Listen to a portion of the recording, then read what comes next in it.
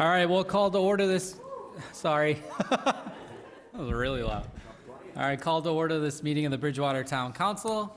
If everyone will join me, if you can, please rise for the Pledge of Allegiance. I pledge allegiance to the flag of the United States of America and to the republic for which it stands, one nation, under God, indivisible, with liberty and justice for all. Thank you. And the Town Council meeting is being streamed live via YouTube. You can go to the Town of Bridgewater Facebook page for the link. We will start with the approval of previous minutes. So we'll start with April 21st, 2026 meeting minutes. So move. Second. All those in favor? Aye. Any opposed?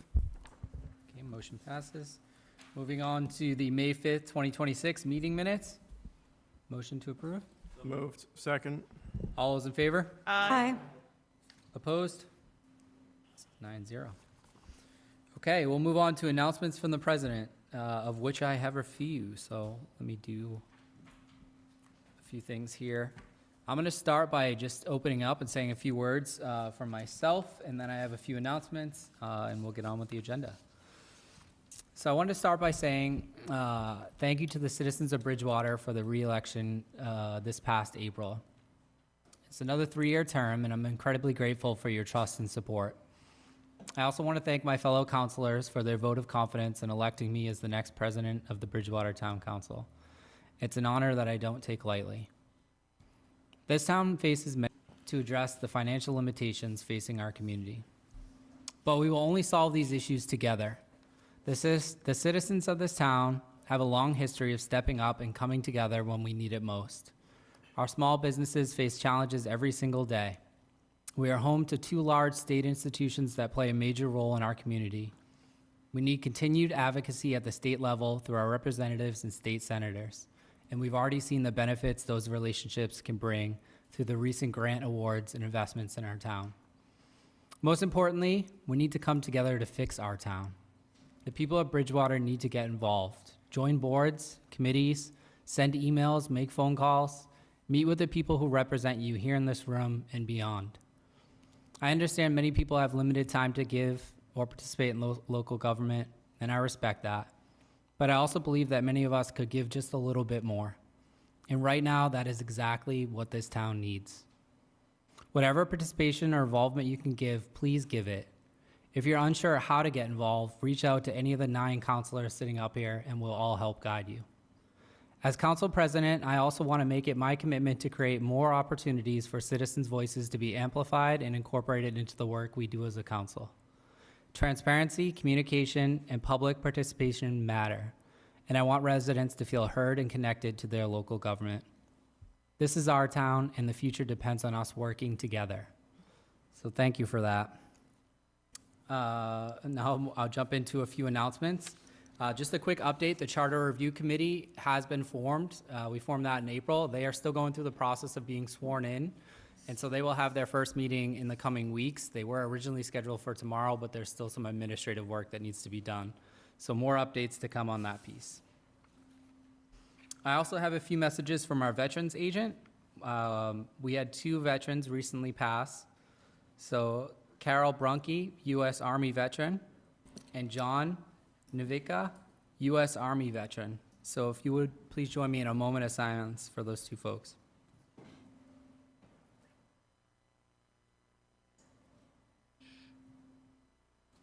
Thank you. I also have an update regarding Memorial Day celebrations. So Bridgewater's Memorial Day activities will begin this Monday, May 25th at 8 a.m.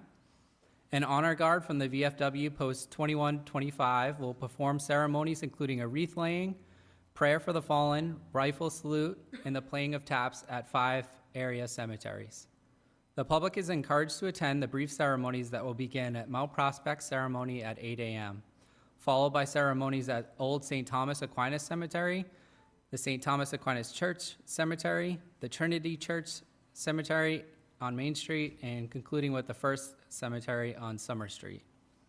Parade participants will assemble on Perkins Street at 9:30 a.m., with the parade stepping off at 10 a.m. The parade will proceed from Perkins Street up Broad Street to the Town Common, where there'll be a ceremony. The event is expected to wrap up by noontime, and we hope to see everybody there. Okay, moving on to proclamations. I have a proclamation for State Memorial Day proclamation, which I will also read into the record.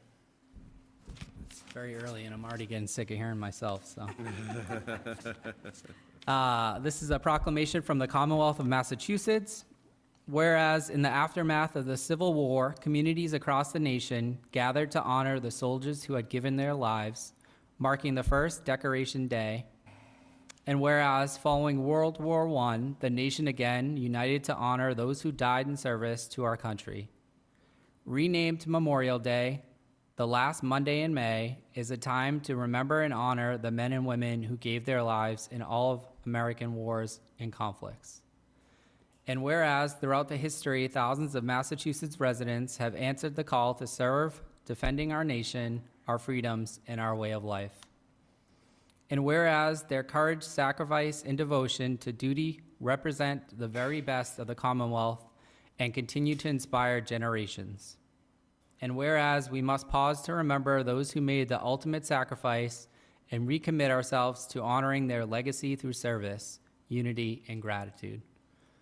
Now, therefore, I, Maura T. Healy, Governor of the Commonwealth of Massachusetts, do hereby proclaim May 25th, 2026 to be Memorial Day. Signed by the Governor's office. Okay, at this time, we will move into Citizens Open Forum. Due to Massachusetts open meeting law requirements, discussions will not take place during public comment periods. Anyone may comment at this time for up to 3 minutes.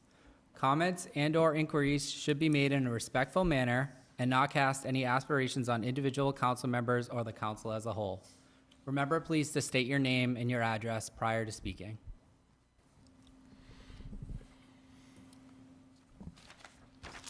Hello. Mr. President, I'd like to make a motion to suspend our rules to allow Janice Means, the president of BCCR, to be able to speak. Thank you, Mark. Second. All those in favor? Aye. Any opposed? Motion passes 9-0. Okay, thank you.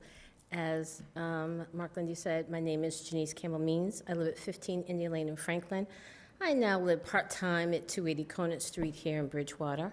There are 3 points that I would like to make. First is the library.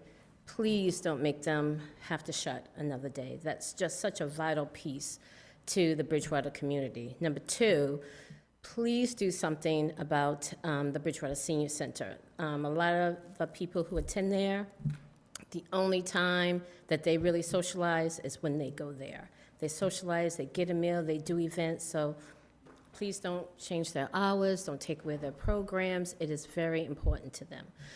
The third part of reason of why I'm here is Juneteenth. As you all know, yes, I am a chair of BCCR, but I'm also a co-chair of Juneteenth, and I've been a co-chair going on 6 years.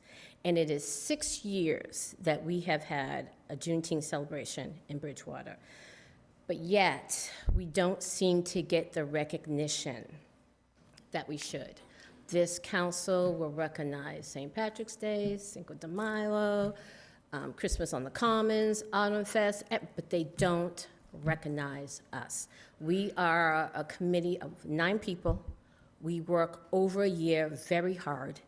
We don't get the financial support as other organizations do. We endure the racism when we go to pick up a check. We've had people that won't give a check to somebody who looks like me, but will give the check if somebody who looks like you from the committee comes on. 6 years, we've had a beautiful, no issues celebration, and not even CERT will have anything to do with us. We work hard. We just ask that you respect that Juneteenth isn't just a celebration, but it's history. It is American history, and we ask that you respectfully mention us when the time comes, and don't ignore us and think that it's just, a black thing, because it's not. It is American history. Thank you.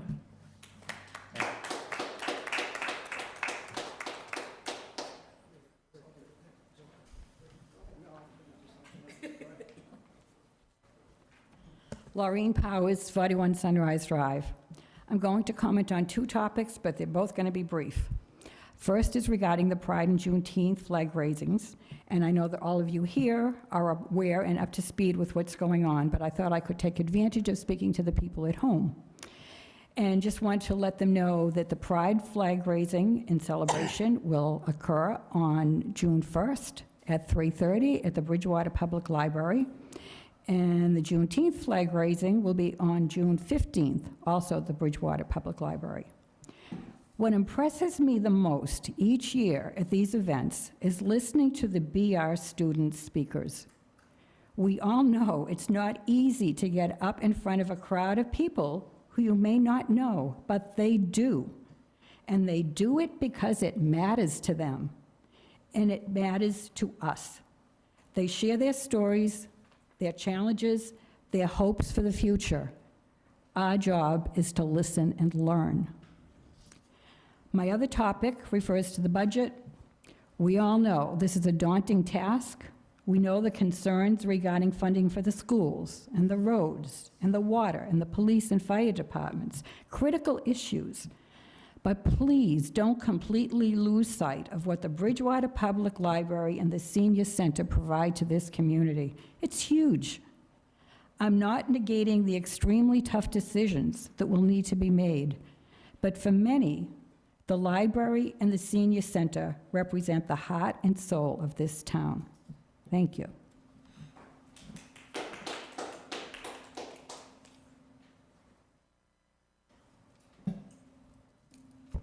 Good evening, councilors. Sam Baumgarten, 60 Short Street. I come with a little bit of good news tonight to share with you. Hadn't planned to speak until about an hour ago, and I said, I'm wearing this shirt for the Bridgewater Youth 1 Mile Road Race, which took place on Sunday. I think I should speak about that shirt. The race was the 4th annual Bridgewater Rainham 1 Mile Race for kids in grades K to 8. For me personally, it was race number 41, going back to 1980. That's before some of you might have been born. It started at Burnell School, then became a Bridgewater race, K to 6, then it became a Bridgewater K to 8, and then after the pandemic, came back as a Bridgewater Rainham event, K to 8, with the help of Dan Lamori and his wife Lauren, who own a company called Northeast Race Management, and they've been instrumental in helping to stage the race, and I'm grateful for that. Dan is also a local realtor, Movementum Realty. You may have seen his ads around. But I did want to share a bunch of thank yous. On the back of my shirt are some of the major sponsors, including my running club, Colonial Roadrunners, the Bridgewater Dome, Grants Rental, and Bridgewater Pediatrics helped us to support the giveaway of T-shirts free of charge to the kids. We don't charge them for the race either, so we get a fair amount of donations to put this on for free. I also want to thank the school district, the cooperation of Superintendent Powers and his staff to give us the use of the Bridgewater Rainham facility and the roadway. And I also want to mention a whole bunch of other people who make this work. Members of my running club and local residents, Frank Nelson, Eric Mellon, our state rep, Dennis Gallagher, who's also a member of the club, Jimmy DuPont, who's now on the school committee. He's a regular runner and helper. We had several teachers and parents, Corey Alves and Michelle Soley, 2 parents. PE teachers from the district, Dave Glazer, Megan Lackey, Rebecca Pinter, Lauren Pacanzi, Kelly Rigo, and one of my near friends, Jim Slavin, who spends about 4 hours on a Sunday helping us with that. We had a recent grad, Cole Bridges from BR. He comes back and runs. He's the trailer. He runs behind the kids so we know when the race is over. Jack and Ryan Alves, who are current BR students, and Katana Soli. We also get help from Christina Kloiber, who's the BSU track and cross-country coach, and nurse Claire Grennan from the school district, who comes and just hangs out in case someone falls and scrapes their knee. We appreciate that. So in sum, this is really a team event. I'm proud to have been a part of it for 41 years, and I hope we can keep it going, and I'm looking forward soon, maybe a few years away, to see a Trocchio in the list, and a Murphy, and a Kennedy in the finish list. Thank you.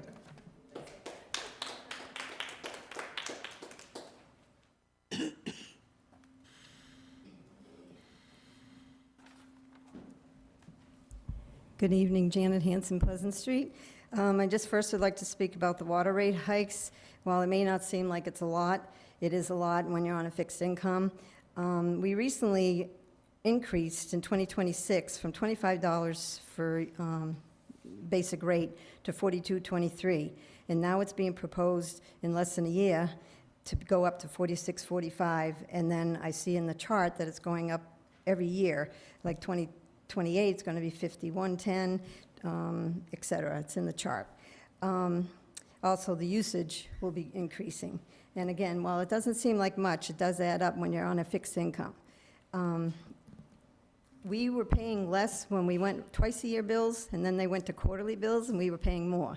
And we only 3 people at the time. My son doesn't live with us anymore, and we hardly use any water at all, yet our rates keep going up. And it kept being said by the town president, council president, and others that other people, we'd be seeing less in our water bill. Most people would see less. I don't know who those people are, but it wasn't us. And we're only 2 people, and we don't use much water at all. So I just want to be mindful of those rate increases for people, especially those on fixed incomes. I want to say I'm in favor of ordinance DFY 26-002 to amend the town manager's term of office to be 3 years at a time. I was on the Charter Review Committee when we were doing that, and it makes more sense than 5 years. Any issues can be addressed sooner. Also, I hope that the town council makes sure that they do yearly reviews as they're supposed to on time, unlike other years where it wasn't done at all or not on time, and do it before any pay increases put in place. This is no reflection on our current town manager at all. It's just sound business, and it's in the charter. And this should be done, as I say, before any increase. I'm in favor of ordinance DFY 26-003, amendment of citizen referendum petition timeframe. 30 days is much more practical to obtain at least 5% of the total number of voters on a petition. 10 days was definitely unrealistic. How can people go around the whole town and get that many people to sign? Ordinance DFY 26-012, department heads. I would appreciate an explanation tonight when you discuss it. Again, where the department heads that are being lined out, where they will be under. I know I was told that they're not being eliminated, they're being put under, but I just want clarification of where they're being put under if they're not a department head by themselves. If, for example, the collector, what department is that going under? Conservation agent, I was told the CED director. The conservation agent and Concom, in my opinion, and others, is that they should be by themselves. They should not be under the CED director. And finally, the committee boards, meetings should, 3 minutes up already? Meetings should be on the same day. No, meetings should not be on the same day. There's meetings tonight that are all on the same day, and how can you choose?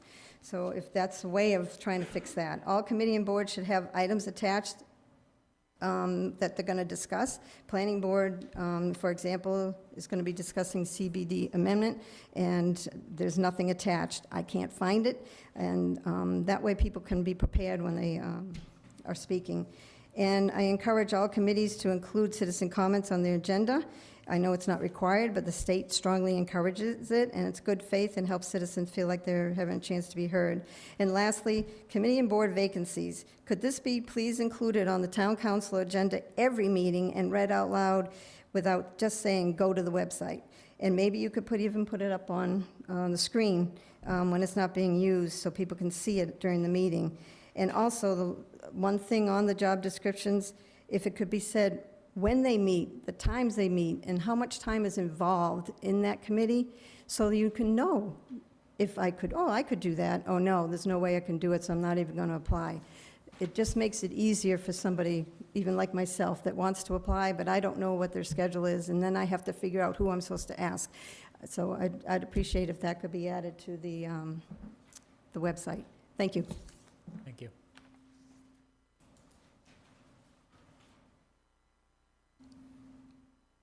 Anybody else? Last call. Okay, seeing none, we will move on. There are no appointments this evening. We do have several hearings, so we'll jump right into those. Councilor Kennedy, you're up for all of these. So I will go through them one by one. Councilor Kennedy, if you could just give a brief overview after I introduce them, and then we'll go through the process of the hearing, just so folks in the room know what we're talking about. I think it would be really helpful. We're going to start with proposed ordinance D, FY 26-002, amendment to the Bridgewater Town Charter, Article 4, Section 4.1, Town Manager Term of Office. So this article came from the Charter Review Committee years back. We were trying to pull things out of that committee that had been standing for quite a while. This was one of those items. Oh, yeah, I'll Public hearing. open the... I got it. I'm new to this. I'll open the hearing at 7:21. Thank you. Councilor Kennedy. Thank you. Sorry for the interruption. So this item was in the Charter Review, came from the Charter Review Committee years ago. So we, in the Rules and Procedures Committee last year, tried to pull a lot of those out of committee that had been long-standing. This was one of those items. The Rules and Procedures had moved forward with this 3-0, so we wanted to bring it back to the council for discussion at that time. So what this does is it limits the term for the town manager to a 3-year contract. That's probably it without going into debate. Thank you. Okay, going down the list, I've already opened the public hearing. So next I will share with you all that the public hearing was advertised in the 5/5/26 Enterprise and on the town website.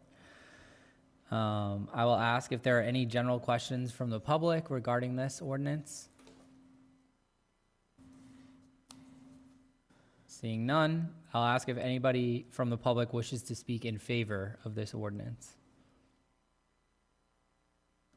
Seeing none, I will ask if anybody from the public wishes to speak in opposition of this ordinance. Seeing none, I will ask the councilors if they have any questions regarding the ordinance. Councilor McGrath. Thank you, Mr. President. I'm a little confused, Shane, so I'm just going to ask, on this one, are you replacing everything that it says already on here? Or are you just adding that to 3 years? Because you said replacing existing language. It replaces that specific existing language within the charter itself. Under the, like, the town council shall appoint a majority vote, and it's a whole paragraph. So you're taking away that whole paragraph? All right. Talk about training, education, and all that? Section 4.1.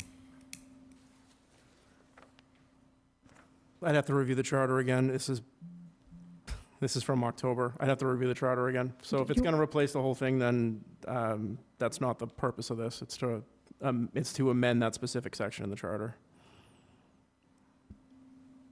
When you say amend, I'm not sure. You just, because it doesn't say a 3-year in here? You're adding the 3-year, so you're just adding? It's adding a 3-year stipulation to those contracts. That's the purpose of this. But we're keeping the rest of the whole paragraph? There wasn't supposed to be any other additions or changes.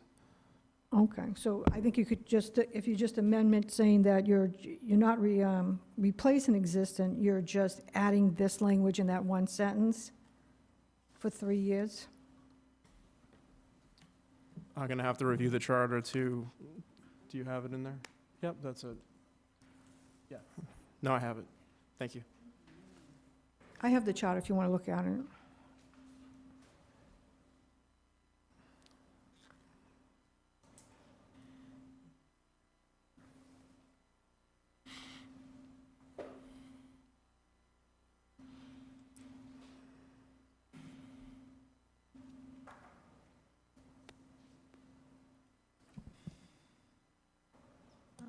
Mr. President, while Councilor Kennedy is looking for that information, is it all right if I ask a question?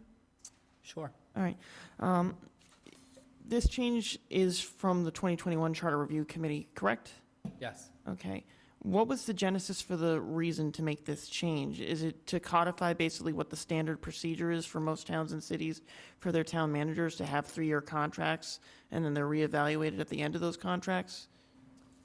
I believe, and I don't want to speak for Councilor Kennedy, but while he's looking that up, I believe it was to give a limitation of the 3 years was the gist of it. There was no limitation outlined in the current charter, to my understanding. Thank you, Mr. President. Oh, just to add to that, prior council's contracts with the town manager were always debated amongst the council, and it could be 3 years, could be 4 years, so there was some variability on the length of the contract in the past. But this would, like you said, codify it and make it a maximum of 3 years.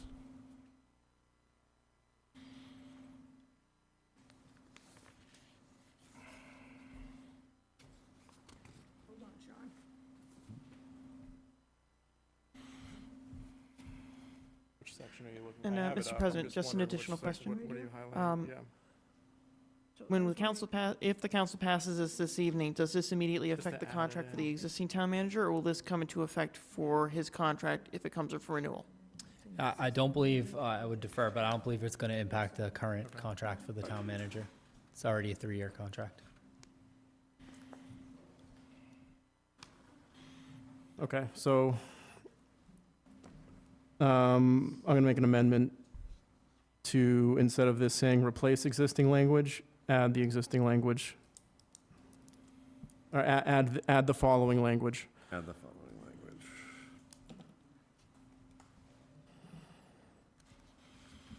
I'll second that.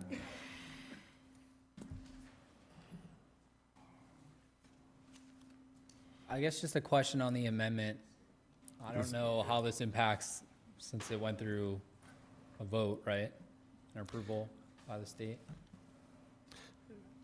No, you're at the beginning stages of that. It will go through the vote, and will go to the state. Right. Okay. Yeah, so this is step one. You all are voting what you want the potential amendment to be or change to be. Then this will get packaged as it goes through the process. If it gets approved, it'll get packaged, go to the state. The state then may come back. Usually it's with fairly minor kind of typo edits, but if they're major, it probably would come back before you. Hopefully not. And then if the state approves it, it comes back and you vote it to go on Those are the voters. for the town to vote on it. It's typically the procedure that's been followed. Thank you for clarifying. So we have a motion, A second. second. I'll take, all those in favor? Aye. Any opposed? Passes 9-0 for the amendment. Moving back, if there are any questions on the ordinance itself?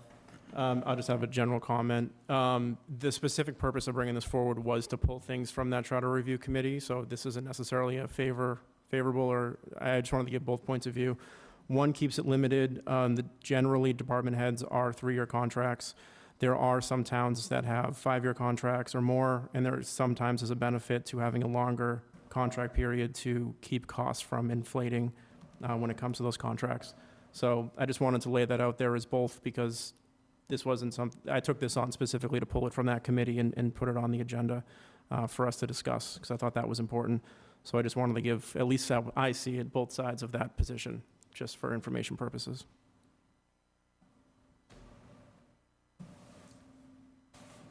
Sorry. I'm in favor of this because I think 3-year contracts, if department heads have them, I think it should be consistent with the town manager, and a longer contract if there was an issue. Again, not talking about current town manager, but if we ever had an issue, would be on the hook for 2 more years. So I think this is good work by the Charter Review Committee, and I think we should move it forward. Any other comments? Motion to approve? Motion? Second. Yeah. Oh, yeah. Okay, no more comments from any of the counselors. We're good. All right. So at 7:30 on the dot, I will close the hearing. And I will ask for the motion, which is. Motion to approve? Second.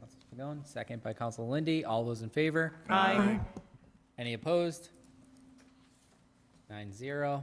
Send it to the state. All right, that was the practice round. On to the next one. So I'm going to open the next public hearing for proposed ordinance D FY 26-003, amendment to the Bridgewater Town Charter, Article 8, Section 8.2, Citizens Referendum Petition Timeframe. Opening the hearing at, again, 7:30. I will note that the public hearing was advertised in the 5.5 Enterprise and on the town website. And I'll ask Counselor Kennedy if he wishes to give a quick overview. Yes, so this is increasing the time for that petition to 30 days. It's currently 10 days. It is also, I believe, came from the Charter Review Committee as suggestions, so along the same lines, we were looking to pull it out of there. I don't really have much more. Excellent. So I'll ask if there are any general questions from the public.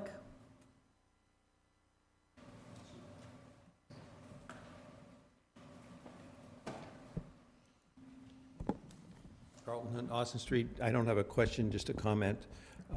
This is an important thing. We need to give time for people to look at legislation, and if they want to do a petition, we need to give more time. So I was on the first charter review. We tried to make it 72 hours. That was unacceptable. So making it 30 days is really important. Thank you. Any other questions from the public? Okay. Asking if there are anyone from the public that wishes to speak in favor.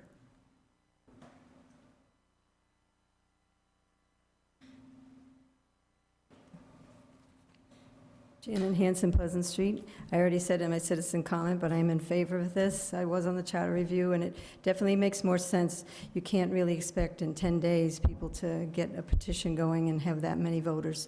So I hopefully this will go and become part of the charter after it goes through all the rigmarole it has to go through. Thank you. Thank you. Would anyone from the public wish to speak in opposition? Seeing none, I move to ask any counselors that have any questions regarding this. Not so much a question, Mr. President, but a comment. This is a good piece of legislation because this actually takes into consideration the needs of the public to try to get any type of legislation moved along to a citizens referendum. It is logical, it's reasonable, and it's well past the time to actually have it on the charter. It should have been there from the start, but it's good to get it now. Thank you. Questions? We will move to approve it and we can comment at that time. Okay. Okay. We're all practicing tonight. No questions then. Questions? Through you to Counselor Hunt, how many current registered voters in Bridgewater, based on your town clerk knowledge? Ballpark? Somehow 19,000 is in my head, Yeah. but I'm not 100% positive. That's fine. I just want to say, so obviously, you're almost talking, 950 voters you would need on a petition such as this for a change. So I just want to throw that number out there. Thank you. Okay, moving on. I'm going to close the hearing if there are no more questions from the counselors at 7:34. And I will take a motion. Motion to approve? Second. Any comments? I think this gives citizens enough time to be heard and be involved in the process. 10 days is like almost impossible, and the number that Councilor Perry brought up, it takes time. So I'm in favor of this. Thank you. Any other additional comments? Okay, we have a motion and a second, so I'll take all those in favor. Aye. Aye. Any opposed? Motion passes 9-0. And for a third time, I will open a public hearing at 7:34 for proposed ordinance D FY 26-011, amend Part 2 of the Administrative Code, Chapter 1, Article 3, multiple member bodies. And I will note that this hearing has been advertised in the 5/5/26 Enterprise and on the town website. And I will ask Councilor Kennedy if he would like to give a quick overview. So this does a few things. It removes one of the requirement for CPC to have one member of the Affordable Housing Trust Committee on their board. The reason being is that that committee is defunct and they are not able to fully fill their board out. This also changes the current empty water and sewer board to have just, it changes it from requiring engineering or public health experience to water or wastewater experience. It also, any applicants for this position come through the town manager as well, so there's discretion there. It also eliminates the Water and Sewer Board recommending rates, which is currently in there. We are currently doing the rates like we are tonight. So I will probably finish there before we get into debate on that as well. Thank you. Thank you. I'll ask if there are any general questions from the public.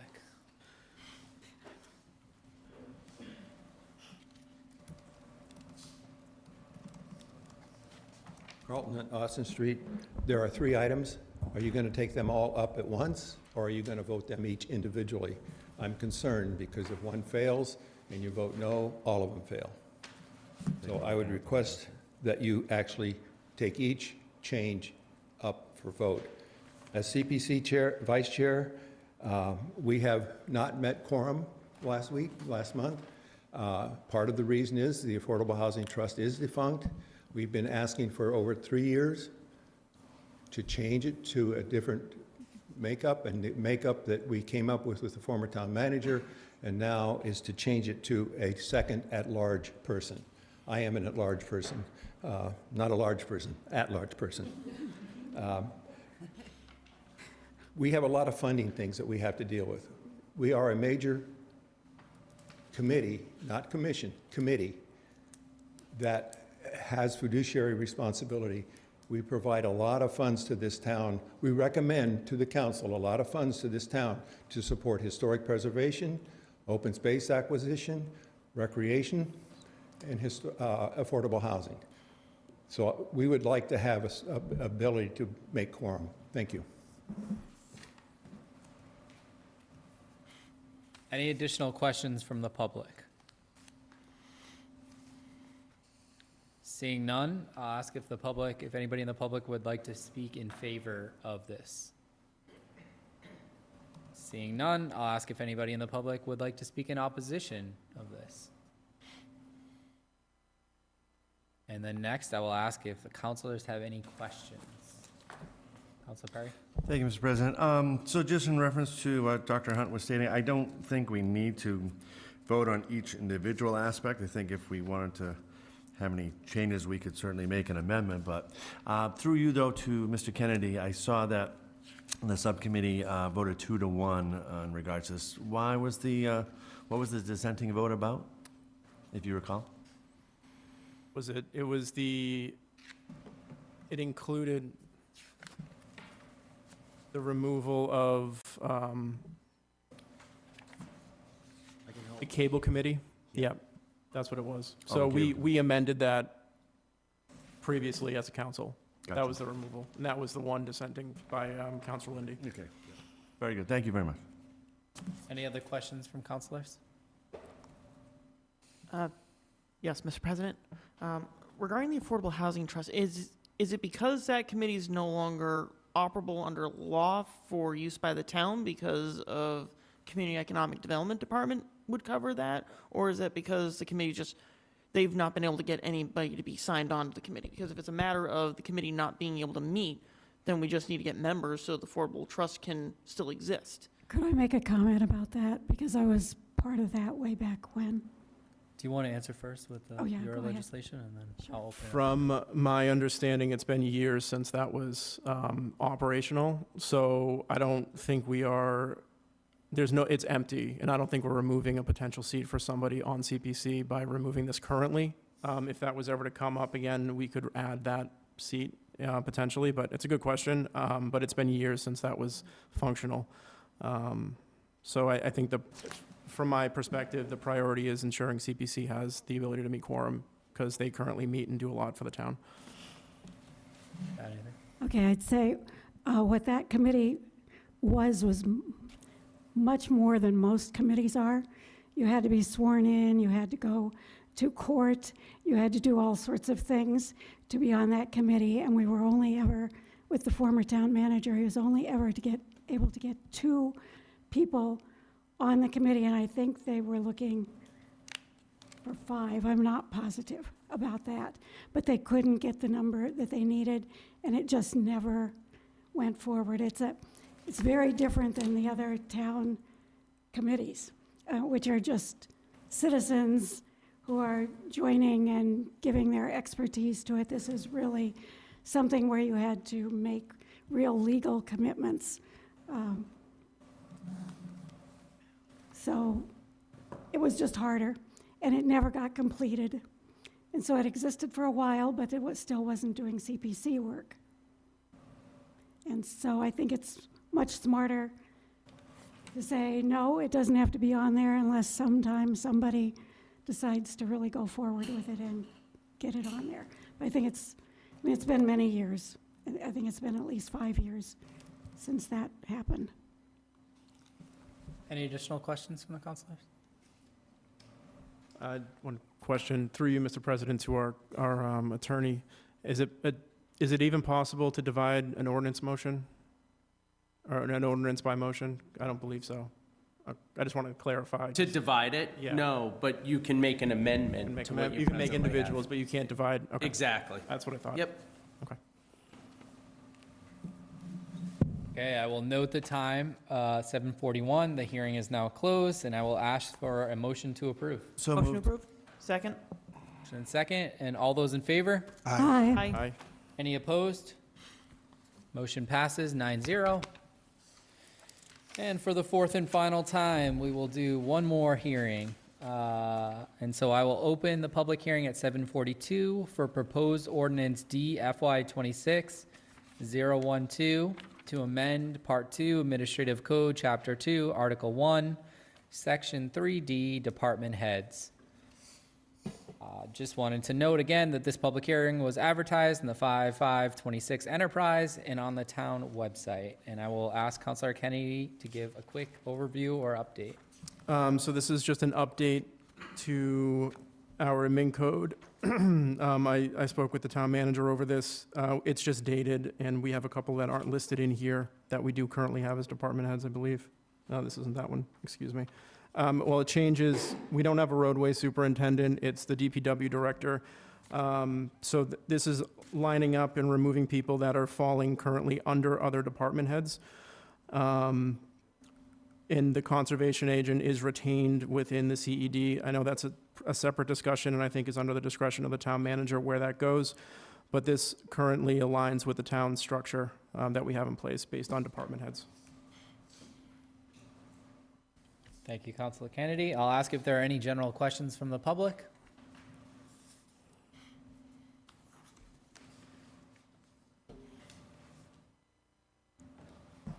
Janet Hanson, Pleasant Street.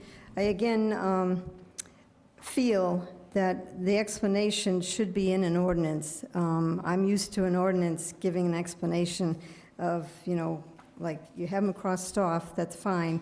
And he said this before when it came up.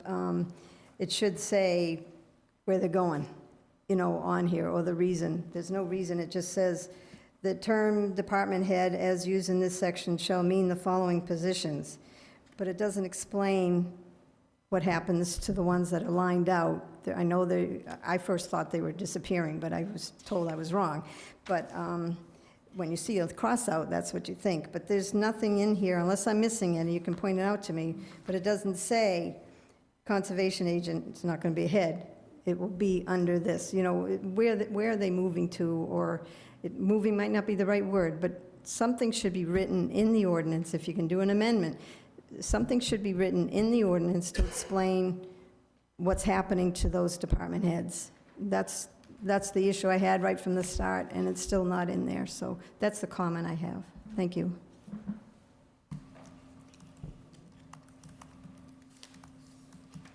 Any additional questions from the public? Would anybody from the public like to speak in favor of this legislation? Seeing none, would anybody from the public like to speak in opposition of this legislation? Seeing none, I will ask if councilors have any questions. Councilor Spigot. Yes, Mr. President. A question about this. Because these are all separate departments, or some of them have been amalgamated into other departments like roadways, superintendent is obviously in DPW. My question would be relating to the chief assessor and then the treasurer and collector roles. The treasurer collector is one role, so I understand why they struck out collector and treasurer separately. it should be listed as treasurer collector, just to keep consistency. I don't see why that's being reduced as being a department head. Treasurer collectors are typically the heads of their offices. I recognize it's in the revenue collecting division, but what would be the reason for removing them as a department head and also not keeping their title consistent as treasurer collector? But also for chief assessor, they're the head of their office as well. I don't think there is an assistant assessor in the office right now as it stands. It's just the chief assessor, her assistant, and then the board of assessors. So just wanted a little bit of understanding as to why those had those strikeouts. So this list in general is outdated and has not been updated in quite some time. I don't even think we have, no, we do have CED on this one. It's just an outdated list based on our current town structure. So I know that may be the case in other towns, and I would ask as well, if through you to the town manager, if you're able to explain how the department has set up. Yep.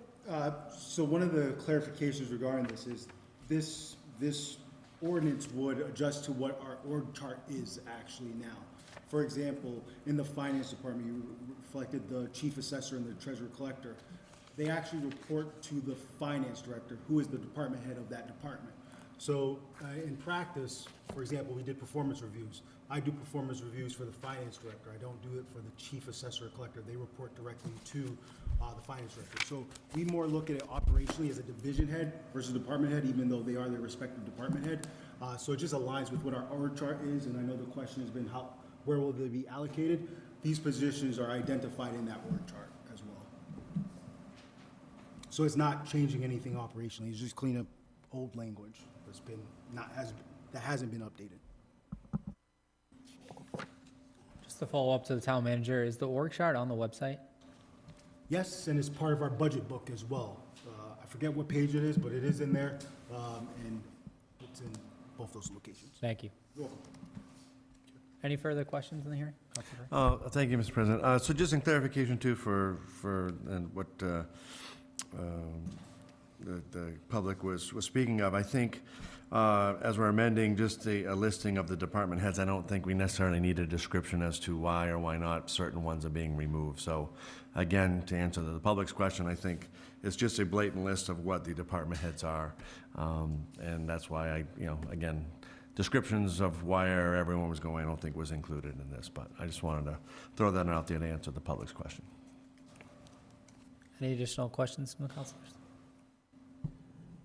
Okay, it is. Oh, I'm sorry, Councilor. I just wanted to say that I think that the why of everything needs to be explained, and therefore, since it's not explained here in this article, could we defer this to another? I would like to defer this to another time so this can be reworked and all the explanations put in. Can I I just answer follow that? on Answer that? that? Oh, you want to? If I could just follow up on her question, just Okay. for purposes that it's already been advertised as such, if we do make any amendments, does it then go back through the cycle? Of that length? No. But obviously, you can make a motion to continue. If Right. you wanted to continue it, you could make a motion to refer. Yep. If you wanted to do that, those would be kind of the mechanisms for doing that. Okay, thank you. Sorry, Councilor. McGrath. That's okay. I was on Rules and Procedures when this came through, and the reason we did this is because there's only one department head, like the finance director, and under the finance director would be the treasurer, the collector, and all that. So we designated who the department heads was because of the town manager, and the people underneath would go underneath. And if you go on the website, like town manager said, it will show you who the department head is and who goes underneath that department head, just organization. Well, I think it should be part of the article, but if no one else wants to second it, then never mind. Are we in Yeah, we're just answering questions, but you can make an amendment if you'd like to pose it when the time comes. Okay. Any other questions before I close the hearing? Okay, we're going to close the hearing at 7:50, and I will take a motion to approve. So moved. Second. Motion made and seconded. Any comments? Councilor Kennedy? Because it's been brought up as a concern, I'll make a motion for an amendment to include an explanation on this article that just simply states, this is not the removal of any positions, it is a reorganization in line with the town's organization structure. Second. Second. I don't know. Say it slowly. To add an explanation section to the ordinance that states the intent of this ordinance is to not remove any positions. This is simply, this is organizing our department heads in the administration code to be in line with our current town organizational structure. Second.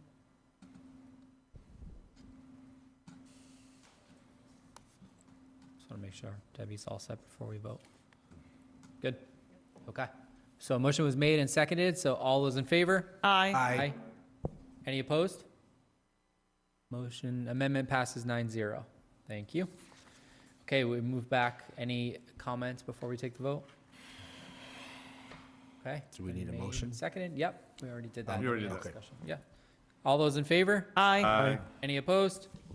9-0. Motion passes. All right. Done with those hearings. On to license transactions. So we have a petition P 2026-022, change of officers and change of beneficial ownership interest for Circle K, Massachusetts. Looks like this is just a license change for alcohol. Debbie, I don't know if there's anything additional to add beyond what's in our packets. Yes, they're just changing their offices and beneficial ownership. Circle K, Her mic a isn't lot of on. these ones do it. Ed, do you- Just her mic wasn't on. Oh, okay. That's okay. Any additional questions, comments on this piece? Does it Kenny? need to be introduced by anyone? Say it. Does it need an to be introduced by a specific counselor? It just comes through, right? Okay, No. Just wanted to No. double check. Okay. Take a motion to approve. Moved. Second. Second. All those in favor? Aye. Motion passes 9-0. That is all set. Who made the motion? Yes. She was asking me. Moving on to presentations. So we have a presentation from Roselli Clark and Associates. We'll start with that. And I'll give a brief audit exit conference overview.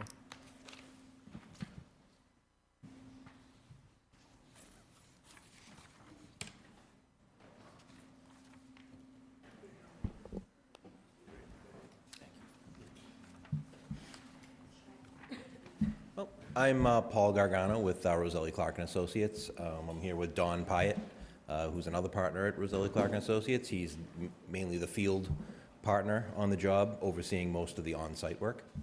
So what we're going to go through tonight is our typical exit conference.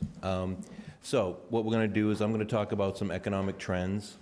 Then I'm going to get into two of your biggest liabilities, other post-employment benefits and pension liabilities.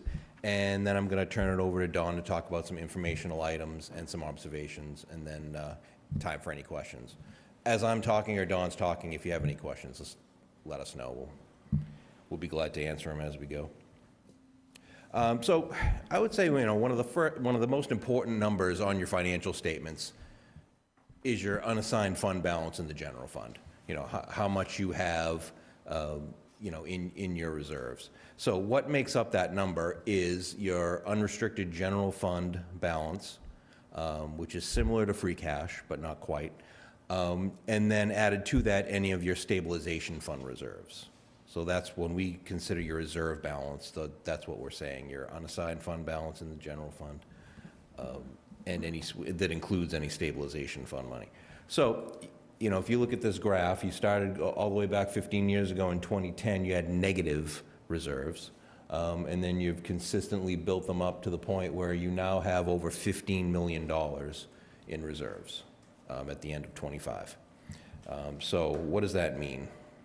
Well, sometimes what we do is we like to refer to the reserve ratio, which is the percentage allocation of your total reserve over your general fund appropriation for the year, how much you've spent. And then we can compare that to other communities and the state and other metrics that the bond ratings use, the bond rating agencies use. So when you look at your reserve ratio, you're almost at 20%. So your reserves are 20% of your general fund expenditures. So what does that mean? Well, what we call the Tier 1 metric for S&P is 15%. So, you know, for their top tier, they want you above 15%, which, and I'll get to it in the next slide, it's your 8th year in a row that you've been above that level. The state average is a little less than 10%. The low metric, you know, which you don't want to be at, is around 3%. So 20% is an excellent reserve ratio. You want to try to maintain that as possible, as much as you can. I understand, you know, budgets are tight. You got a tough decision, some tough decisions now about what to do, what levels of spending. But you really have to look at that reserve ratio, because that's what's underpinning your bond rating. And obviously, as you go forward, you're doing more water, sewer, other work. You really want to maintain that bond rating, because that equates to a lower interest rate and real dollar savings, particularly once you bond out these projects. So what happened during the reserves during the year? So your reserves increased $2 million over the prior year. So $3 million of that was because of conservative estimates on your local receipts, mainly driven by your excise, which is motor vehicle, meals, and hotel motel excise, and your investment income. Obviously, investment rates are higher than they have been, so you know that's been causing some surplus there. So again, as you go along, these estimates can they tend to decrease. But what you want to do is you definitely want to keep that surplus in there, the conservative estimates, so you generate this free cash. Also, your appropriations beat your budget by $1 million. So your departments turn back $1 million. So you want to drill that into the departments. If you don't need the money, turn it back. It comes back into the reserve, and then that's what you can, that's what you used as your underpinnings for your next budget. So it benefits everyone when they come under budget. So that's a $4 million positive, yet a $2 million decrease in your reserves because you actually appropriated some stabilization funds, mainly for one-time capital, if not all for one-time capital. I'm not positive. I'm assuming that's what it was. So obviously that's an appropriate use of your reserves. You don't want to get into appropriating ongoing operations, but one-time costs are fine, particularly capital. So again, we just discussed this. Your metrics are exceeding the state average. You're above the S&P Tier 1 for 8 years. Your current bond rate is AA3 with Moody's and AA with Standard & Poor's.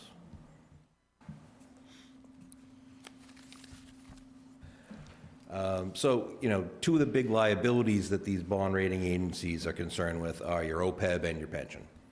And it obviously drives budget decisions, on your end as well. So your estimated net OPEB liability, which is your liability for health, dental, and life benefits for your retirees, was about $35.1 million at the end of the year, which was 3.9 less than in the prior year. So what happened was there was actuarial assumption gains because of the discount rate increasing, and that's driven by rates increasing. So what happens is the higher the discount rate, the lower the liability. And then also you had some favorable plan experience because in the 3-year window that the actuary looks at, you had cumulative 9% premium increases versus the actuary who put 20% as the estimate in your actuarial. So you actually had a gain from a favorable plan experience as well. So that's the good news. The other side is right now there's $1.6 million in the fund set aside for OPEB benefits. That's about 4% funded, which puts you slightly behind the state average. So again, I know budgets are tight, but you really should start planning for what you're going to do with that OPEB liability. Now, obviously, other communities have kind of pinpointed the full funding date of the retirement system as a date when the retirement system funding gets decreased, you're going to increase and put that to OPEB, which is a great idea. How that looks, it remains to be seen. Right now, I think we'll talk about the pension in a minute, but I believe they're scheduled to be fully funded in 2032. But what does that mean for you? It's still undecided. So once you get to full funding, fine, you're at 100%, but do they keep going to 105, 110? What's the surplus? Because, I mean, it sounds good, you're fully funded, but one bad year in the market, and now you're at 95%, and now, you got to bring it back up again. So what that looks like hasn't really, there's been some discussions, but that really hasn't been nailed down as to what that looks like. But without a doubt, once you reach full funding in 2032 for your pension liability, that will free up money, without a doubt, that you're putting towards your unfunded liability. Because right now, your pension liability is made up of the normal cost for your current employees, but it's also this unfunded piece for retirees that have been retired, for years. But that unfunded piece hopefully goes away in 2032 once you're fully funded. And then all of a sudden, you're now just funding that normal cost. So you will see some savings at that point. We recommend that you target them to start funding your OPEB at that point in time. Will the state mandate that? Remains to be seen. I think they're going to have a hard time with that because there are some pension systems that are far, far away from fully funded. Right now, 2040 is the law. Already there are some systems out there, some big cities that are going to have a hard time meeting the 2040. So that remains to be seen what happens. So here, we'll talk about the pension liability in more detail. Your share of the county pension liability is $36.7 million, which improved by $5.4 million from the prior year, mainly from actuarial gains. Unfortunately, unlike OPEB, you really don't have much control. It's under the control of the county retirement system. So one of the things that's important to point out right now is the discount rate that they use in their evaluation is 7.875%. And as we talked about with OPEB, higher the discount rate, lower the liability. The Plymouth system is the only system in the entire state at 7.875. They have the highest in the state. So PERAC recommends 7. You have some systems that are sub 7% for their estimate on the discount rate.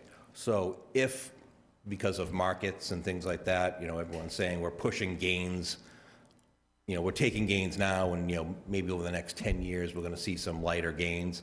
That's going to impact that discount rate. So if they ever have to bring that discount rate down, your liability goes up, and then potentially the 2032 date is in jeopardy.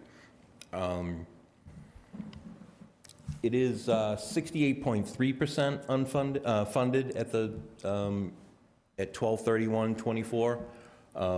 That's about the state average. Getting to 2032, that is actually pretty aggressive. From 68%, that's a lot of funding to make up in 6 years. So obviously, you guys must be on a very aggressive schedule, which is a good thing with that discount rate, honestly. If you look in the notes to our financial statements, we do have a table that's required to say, what does a 1% change in that discount rate do to your liability? So if they were to go down by 1% on that discount rate, your liability goes up about $12 million, from $36 million to $48. So that does have an impact. So it is important to point out that yes, they're 68% funded, but that's using that discount rate that's the highest in the state. And now I'll turn it over to Don. He's going to talk about some informational items. Good evening, council members. A couple quick informational items. Statement on auditing standards number 114 and 15 require us to report any material weaknesses to governance. Happy to report no material weaknesses or significant deficiencies from the FY25 audit. Another thing that we're continuing to push and remind communities is the importance of network security, ongoing training, and just being vigilant against the external attacks. I understand that the town has, their IT department is in-house, which is great, and helps with that training and ongoing monitoring of IT security. Fraud risk assessments, ongoing monitoring of departmental controls. This is all that can be done internally, particularly when it's around cash. Any departments that are handling cash, should be ongoing monitoring of those controls. And then also just considering internal audit processes for cash, purchasing, and payroll.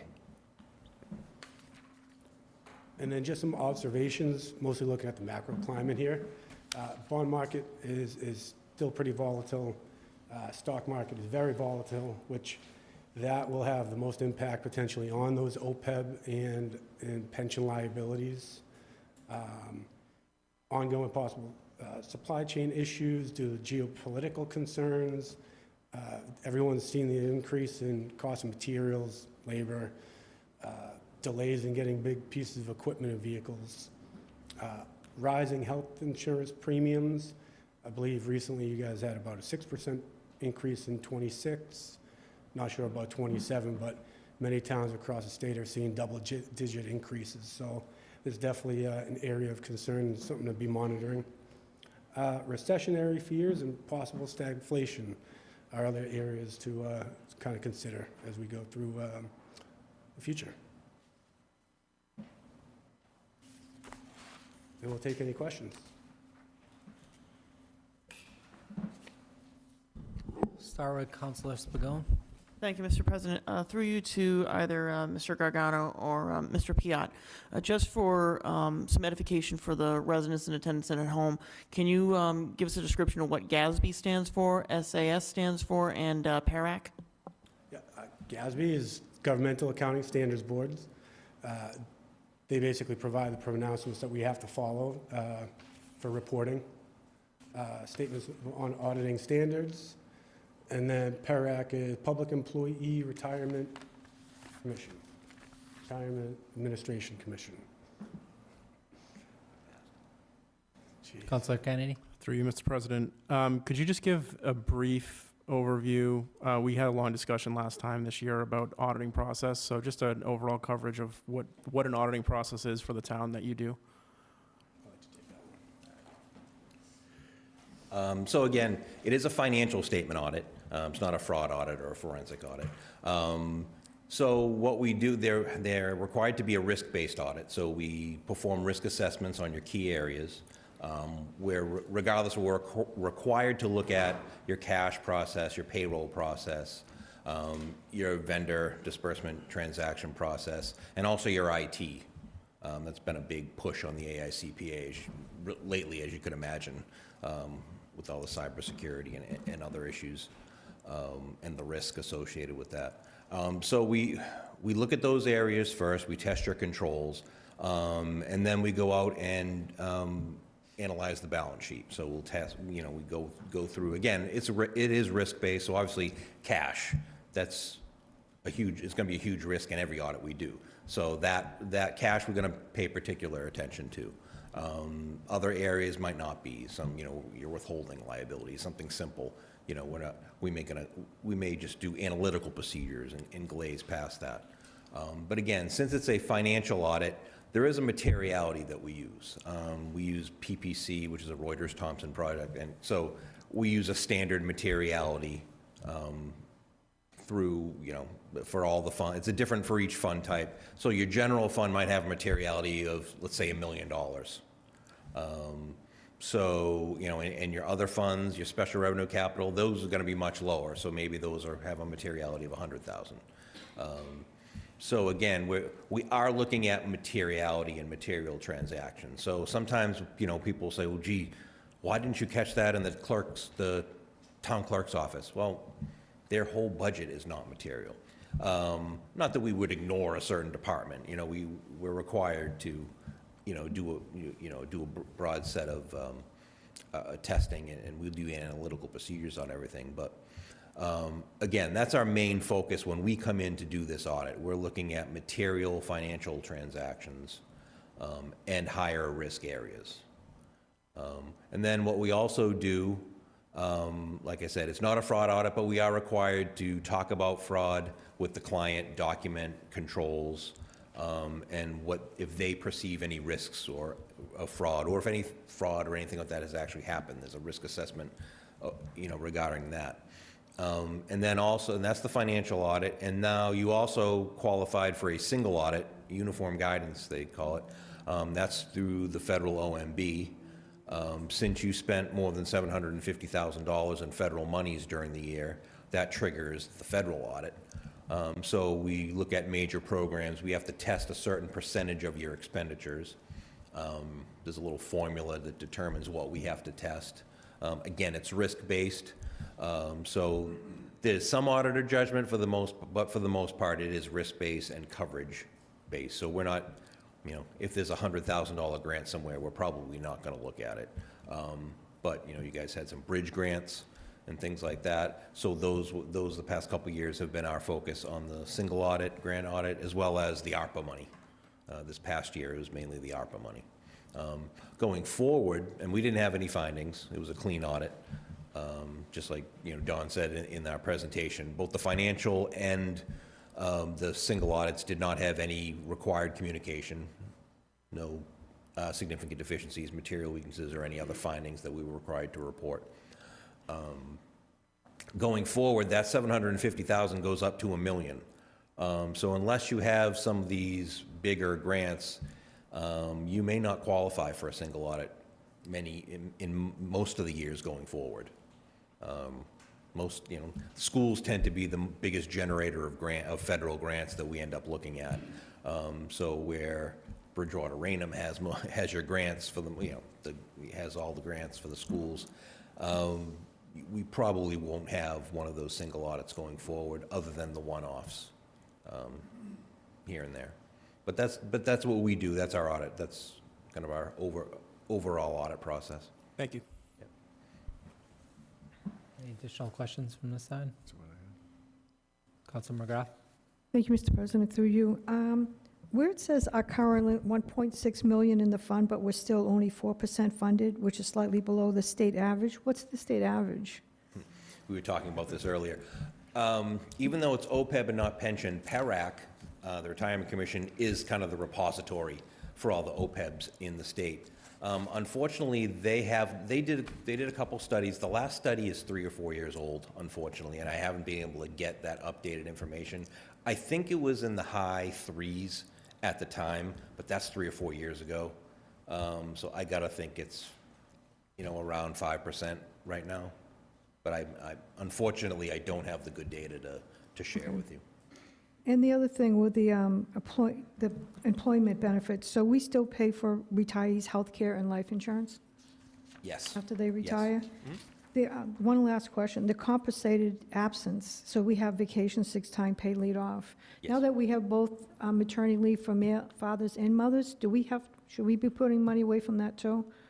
Because what if wherever they leave that department, we have to have overtime to cover them? Have we thought about that? It's a good question. I guess that would depend. That would be a department-to-department thing. Yeah, Honestly, okay.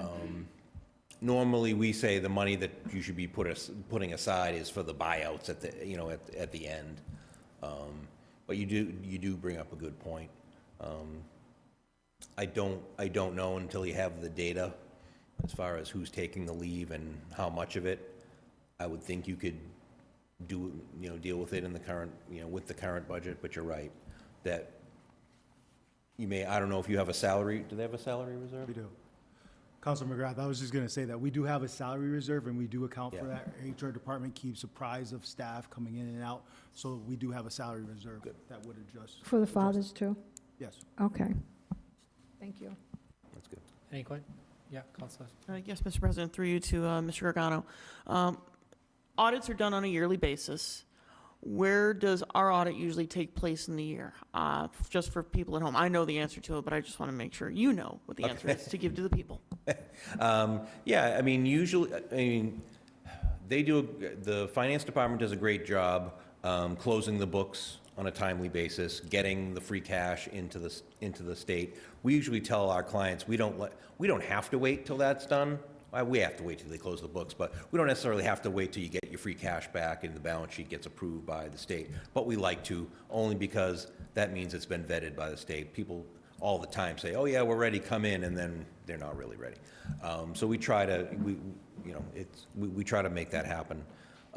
So that usually occurs, in September, and then we usually come in October, do most of our work, and then ideally, we would issue a report within a month, let's say. What happens, though, is we're usually waiting for the county retirement system, because I need that county retirement system audit before we can finish. And that has been a problem, not Plymouth, just not solely Plymouth, but it's retirement systems all across the state. Some get it to us, after the first of the year. So I literally have audits sitting there, and I can't even finish the financial statements. And then all of a sudden, Essex Retirement's done. All right, I got 10. While I'm still got a full audit schedule, I got 10 reports to go back on and do. So it does cause a problem. Plymouth actually does a pretty good job. Do you know when we get the Plymouth audit? I think they were November. All right, November. Yeah, ideally, we would have those before November. But unfortunately, that's what happens. We do our audit, and then we have to put it aside and then come back to it. Our audit schedule's packed. Even right now, I was telling Laurie, I have a city just north of Boston that I'm going out next, the week after next to do their 25 audit.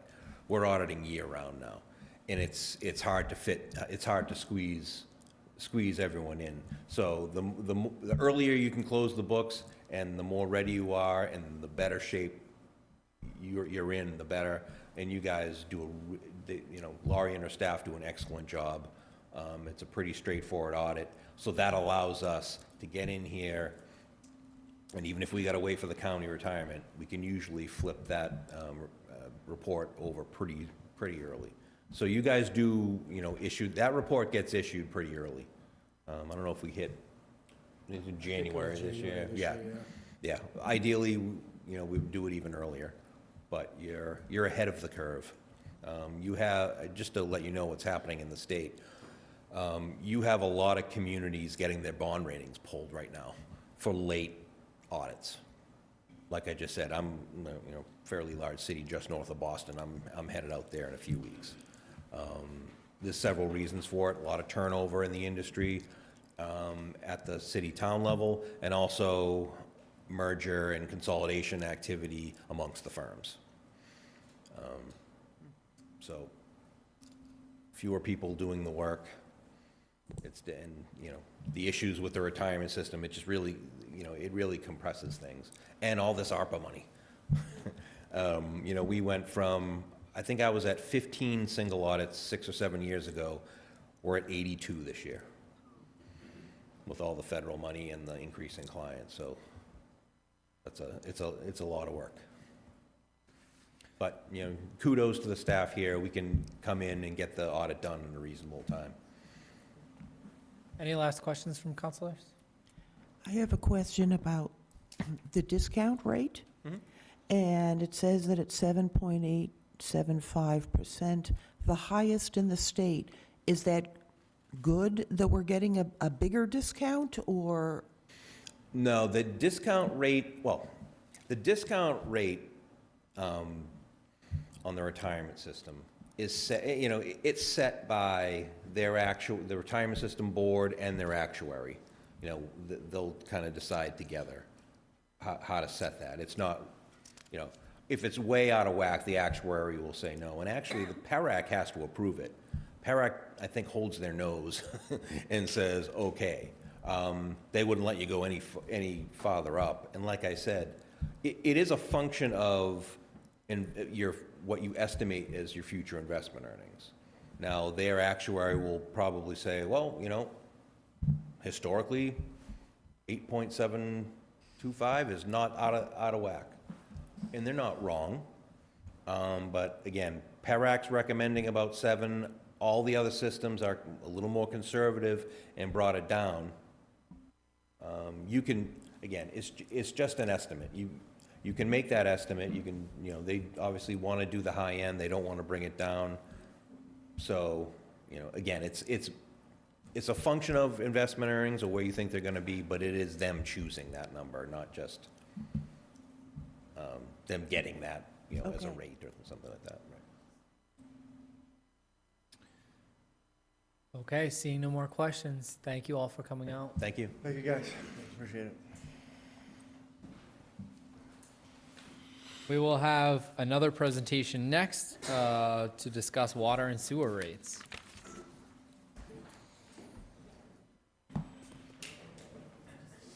Sorry, Tim.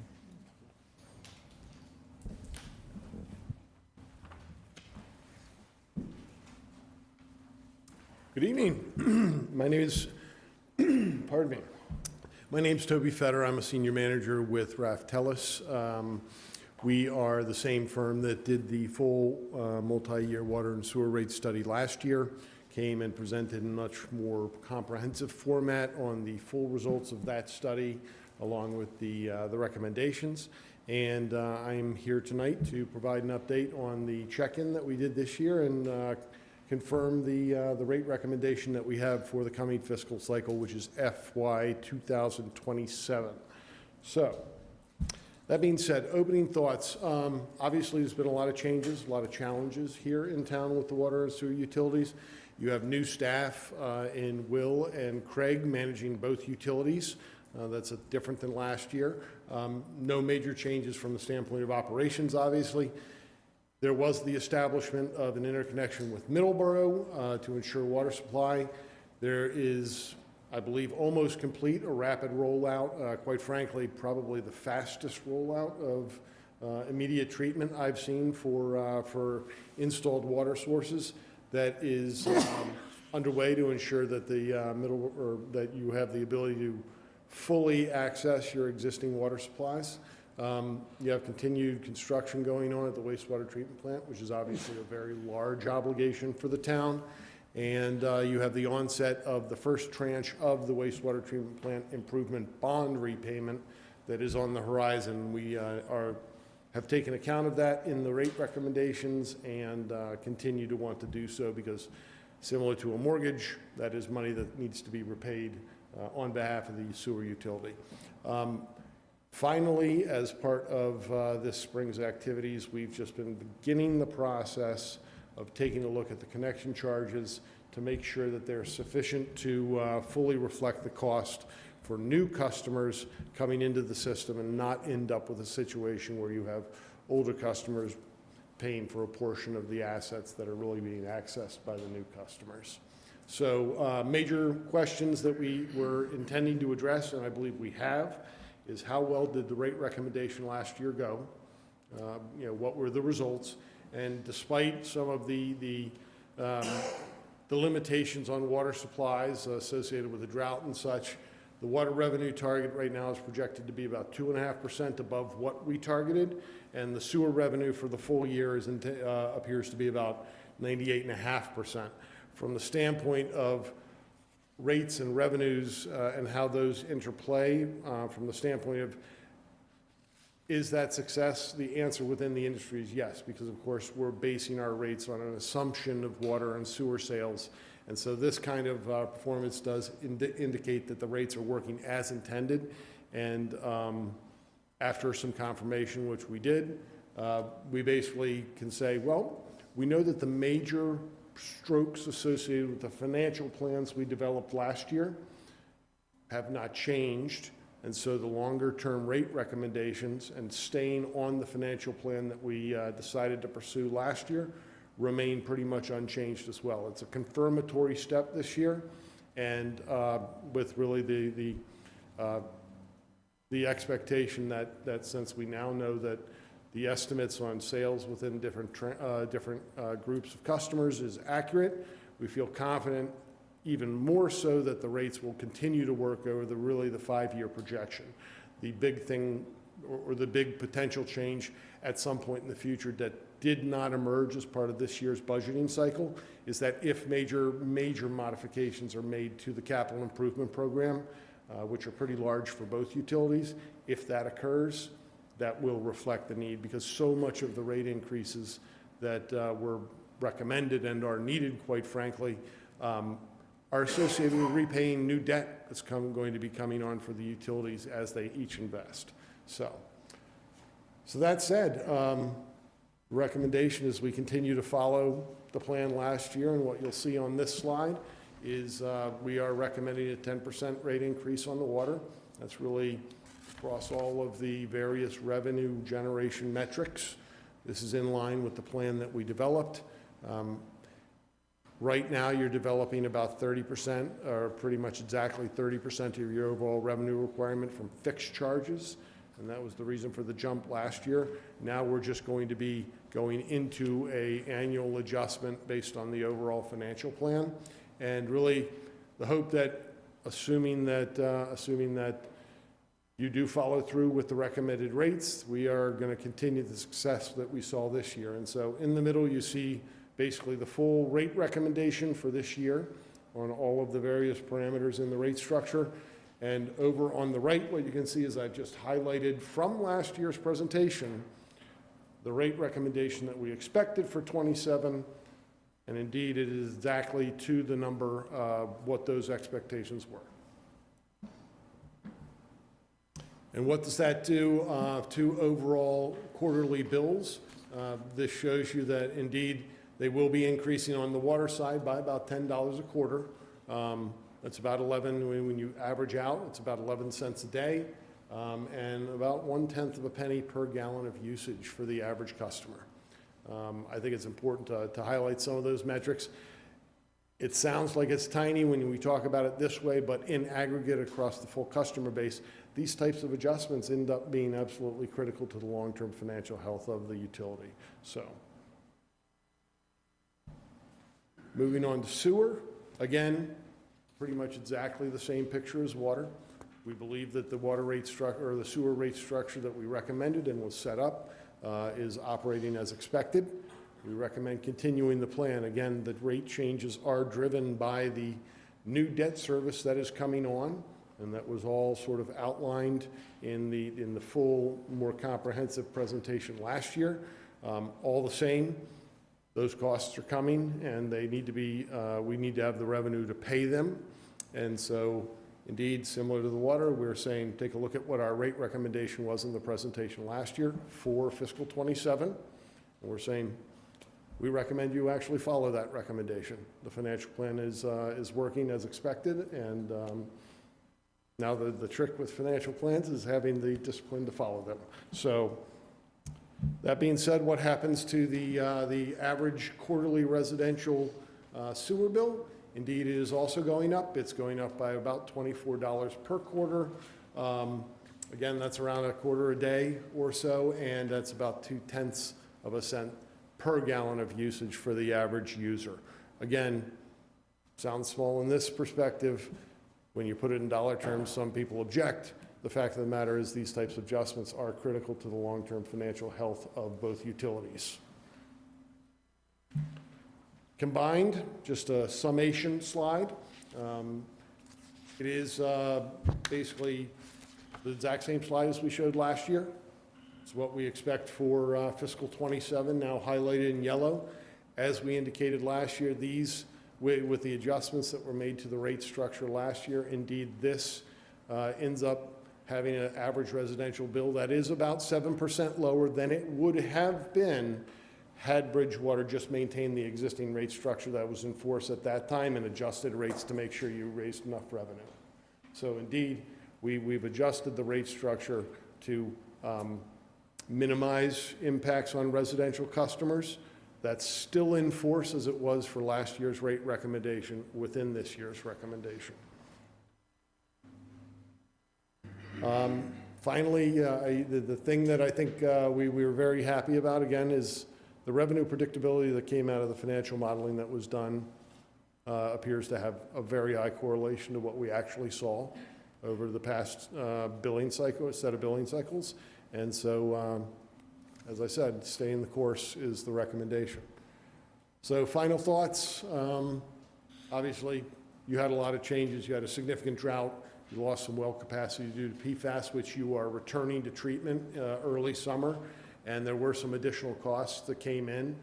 We did review those, and we'll be looking at that. But right now, within the broader financial plan of the water utility, it doesn't change the overall broad strokes associated with the rate structure. The fiscal 26 rates performed as designed, really for the coming year. We continue the path.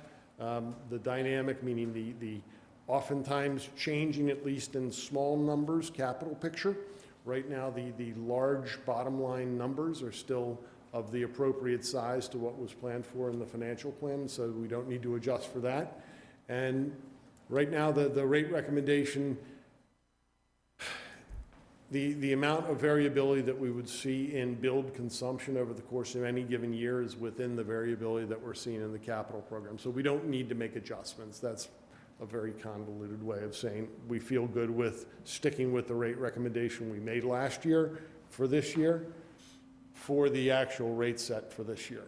And then, again, we're updating connection charges. I think that's appropriate, something we addressed at least tangentially at the end of the rate study last year, and indeed the town is proceeding with that. So, that being said, I'm more than happy to take any questions. Councilor Lindy? Thank you for your presentation, very comprehensive, easy to understand. Just want to, for the record, get people to understand the water affects everybody that uses it. The sewer is only about a third, like 30. It's about a third, yes. Third of the town. And the rate increase is projected at 20%. Last year, I believe it was also 20, if I'm not mistaken. On the sewer side, and it will be. And before that, it was a 50%, if I am not mistaken. I don't want to speak out of school. I know what it was last year because I was the one who made the recommendation. If it's okay, I'd be happy to show really sort of what the challenge is. This is a slide directly out of last year's presentation. Yeah. This is the challenge that each utility is facing. The orange bars in the stack bar format, that's the debt service that can be expected. This is the reason for the adjustments. The town has major capital investments that need to be made. The debt service that's going to be coming on from those is real and cannot be avoided unless, the way it could be avoided is if some alternate funding mechanism is identified.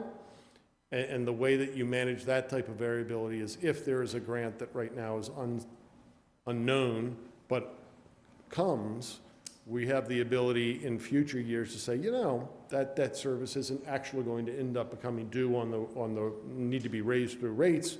We adjust the rates at that time. But for right now, this is what we believe the financial picture over the next 10 years is going to be for both utilities. So, thank you. Awesome. Hey, thank you so much for being here. Really appreciate your briefing.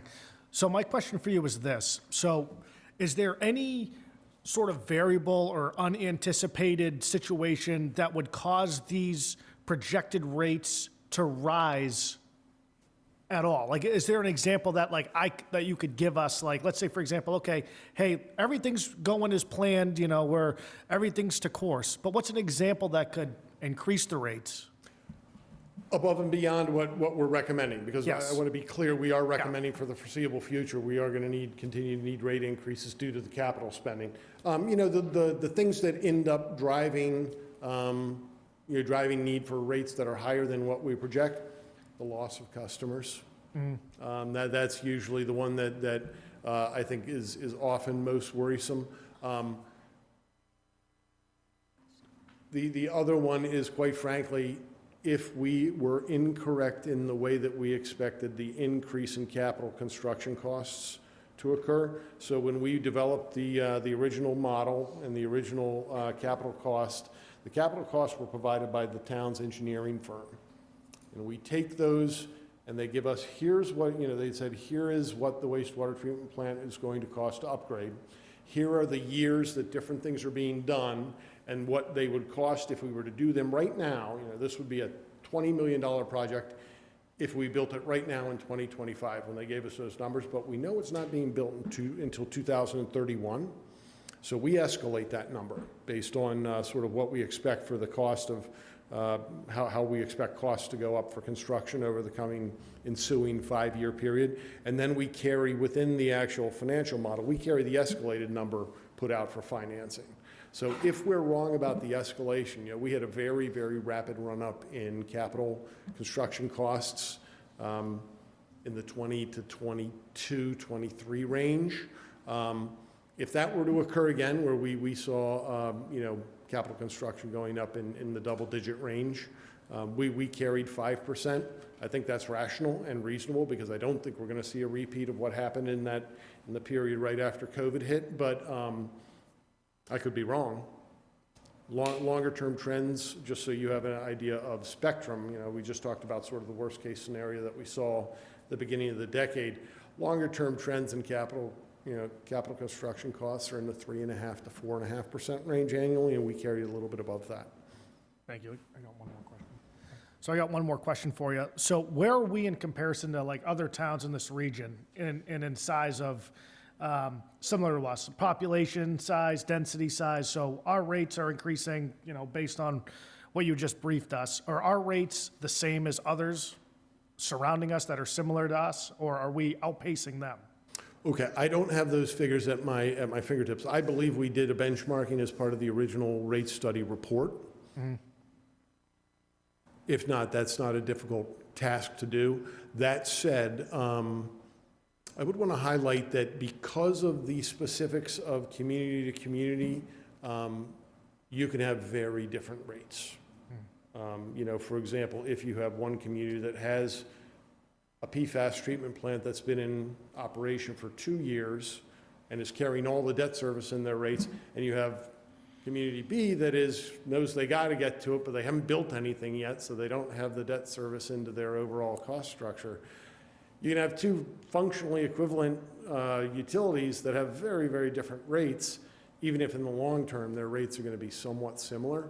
Mm-hmm. And I think that's even more important to recognize on the wastewater side because of just how capital intensive some of the new permit requirements are in order to basically stay in the regulated wastewater business. And that varies massively between towns in many respects due to the characteristics of the receiving water. So if you're, for example, a whole mass where you're discharging into a deep cut of Boston Harbor, your wastewater treatment discharge permit looks very different than a wastewater discharge treatment permit somewhere in Plymouth County inland.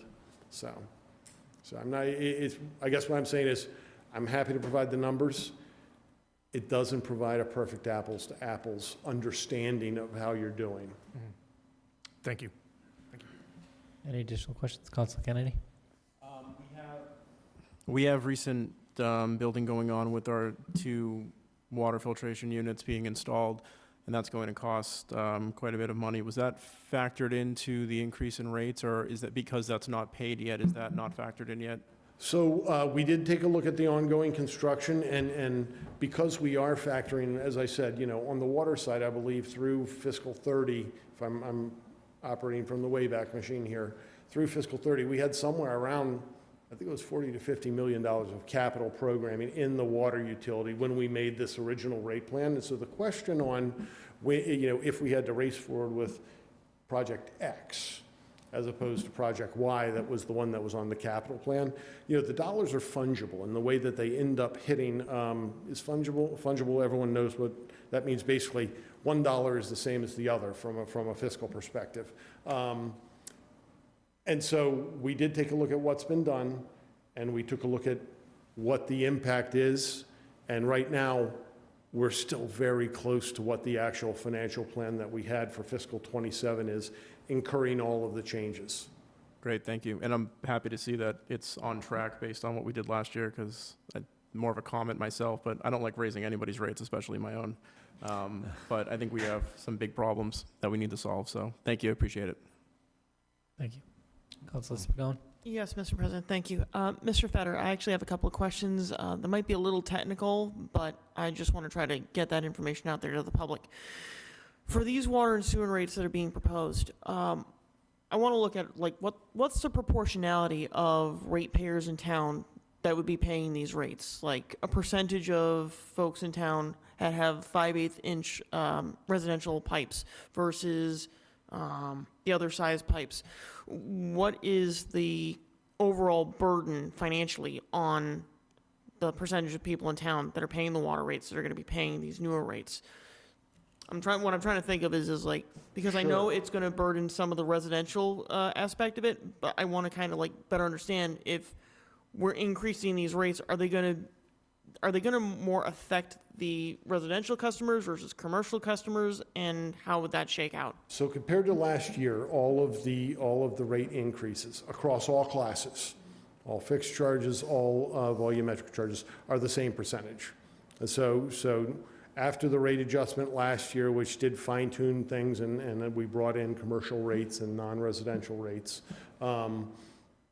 with those all remaining unchanged, indeed, or the basic answer is everyone's going to be similarly impacted. Every single account. Your fixed charges are based upon the AWWA meter size factors for, if you have a 3-inch meter, quite frankly, that meter and that connection is intended to serve maybe a large condo unit, but the impact on a per unit basis is pretty much the same as a single family resident who has a 5/8 inch meter. And then, I'm sorry. So then proportionally, the burden on the ratepayers is across the board equal and equitable. It's not one pipe size is going to be paying a significant more amount with that same rate versus, say, somebody in a smaller house. All of the various tiered rates are going up the same percentage. So, for example, if you have the Tier 3 rate is, by definition, higher than the Tier 1 rate. So the Tier 1 rate goes up 10%, the Tier 3 rate goes up 10%. But, for example, let me just throw out numbers. If the Tier 1 rate is 10, it goes up to 11. If the Tier 3 rate is 15, it goes up to 16.5. And so you could say, I mean, the challenge for me answering your question is, number one, I can cut and slice the data in any way you would like it. If there's a specific question you're looking to ask, but I could easily see in conversation one person saying, well, the Tier 1 person has less of a jump because their rate only went up by $1, whereas the Tier 3 rate went up by $1.50. That's my reluctance to just provide anything other than everything's going up. Every rate, every fixed charge, all of the rate classes are going up by 10% from what they were in fiscal '26. And I would call that an even across the rate increase. That I can see a rational person saying, well, that's not, I think you're wrong about that, Mr. Fetter. And, but I want to be precise in my language because I worry you might have a very specific situation that you're concerned about, and I want to understand it so I can answer you correctly. I think my concern, and Mr. President, I think my concern is that for our residents that may be more on a limited income basis, this base amount on the water sewer rates are going to be very impactful for them. Mm-hmm. And I will say, full disclosure, I have parents who are very old who are on a very limited fixed income, and this will heavily affect them, even with their limited amount of water usage. Now, I can't say how that's going to affect a household with, 2 young parents and maybe 3 kids. It's going to be much higher usage, but I can tell you right now, the impact on a resident who's much more advanced in years and has less income coming in is going to be more heavily impacted. My concern is the proportionality of that cost being borne by those members of our community who are a larger population versus those that may be of a younger age range and may be able to deflect that cost. I'm concerned about the residents who might not be able to do so. I understand now where what I need to be able to talk about to address that concern. So you're concerned about, well, the fixed charges are going up 10%, but their usage isn't going up 10% or something along those lines. The only way I can put it is I certainly have empathy for the fact that different customers have different abilities or different perceptions of the increase. What I do know is similar to, for example, the electric meter on the side of the home, and similar to any other utility, the utility incurs very significant costs in the operation and maintenance of its utility, whether or not the customer turns on the light switch or turns on the tap or flushes the toilet. The cost of the pipe and making sure the pipe is there 24/7 to provide perfectly safe drinkable water is not zero just because you didn't flush the toilet today. And really, so this was part of the rationale for adjusting the portion of costs that we collected through fixed charge. When the water department starts their budget on July 1 of every year, they probably can modify about 5 to 6% of their budget by the time they get to the end of the year, meaning 90 to 95% of their budget is probably in things like debt service, salaries, electricity, materials, all of the things that are absolutely critical to making sure the utility, or statutorily required for an operating utility, to make sure the utilities there, they have very little flexibility in the vast majority of their overall expenses. And so variability in expenses is very high in the water and sewer utility, whereas variability and so by raising the fixed charge, I know it does, to some people's way of thinking, disproportionately impact very, very small users. But the fact of the matter is, if you don't have a fixed charge that's collecting at least a notable percentage of your overall cost structure, those same customers are oftentimes can be considered to be under contributing to the financial health of the utility. It's most notable, and I'm not suggesting this is the case for anyone in Bridgewater, it's most notable in communities where you have large seasonal populations, where people, head south for 6 months of the year, and if you were, for example, in a rate structure that was generated very little off of a fixed charge and everything off of the volumetric charge, under the argument, well, if you don't use anything, you shouldn't pay anything, you're basically leaving the subset of the population who stays year-round to pay a huge chunk of the fixed costs that have made the system available for the people who aren't there the full time. And so that's the rationale behind a fixed charge, and the reason why, a big part of the reason why we reset it was to make sure that the huge chunk of fixed expenses for the utilities is actually a portion of it, a notable portion is being raised by fixed charges. And it's stabilized revenue structure, which is important when you're going into big capital programs. And one last follow-up, Mr. Fetter. Sure. Is there opportunity for malleability in these rates? Can we select if, say, for instance, I'm not throwing it out there, but say, for instance, somebody wanted to reduce the 5/8" residential rate from 57 to, say, 42, we deflect that onto another rate?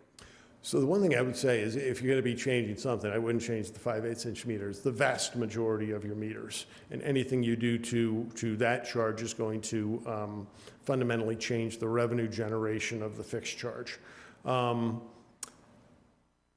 If you really wanted to consider something, I mean, we could,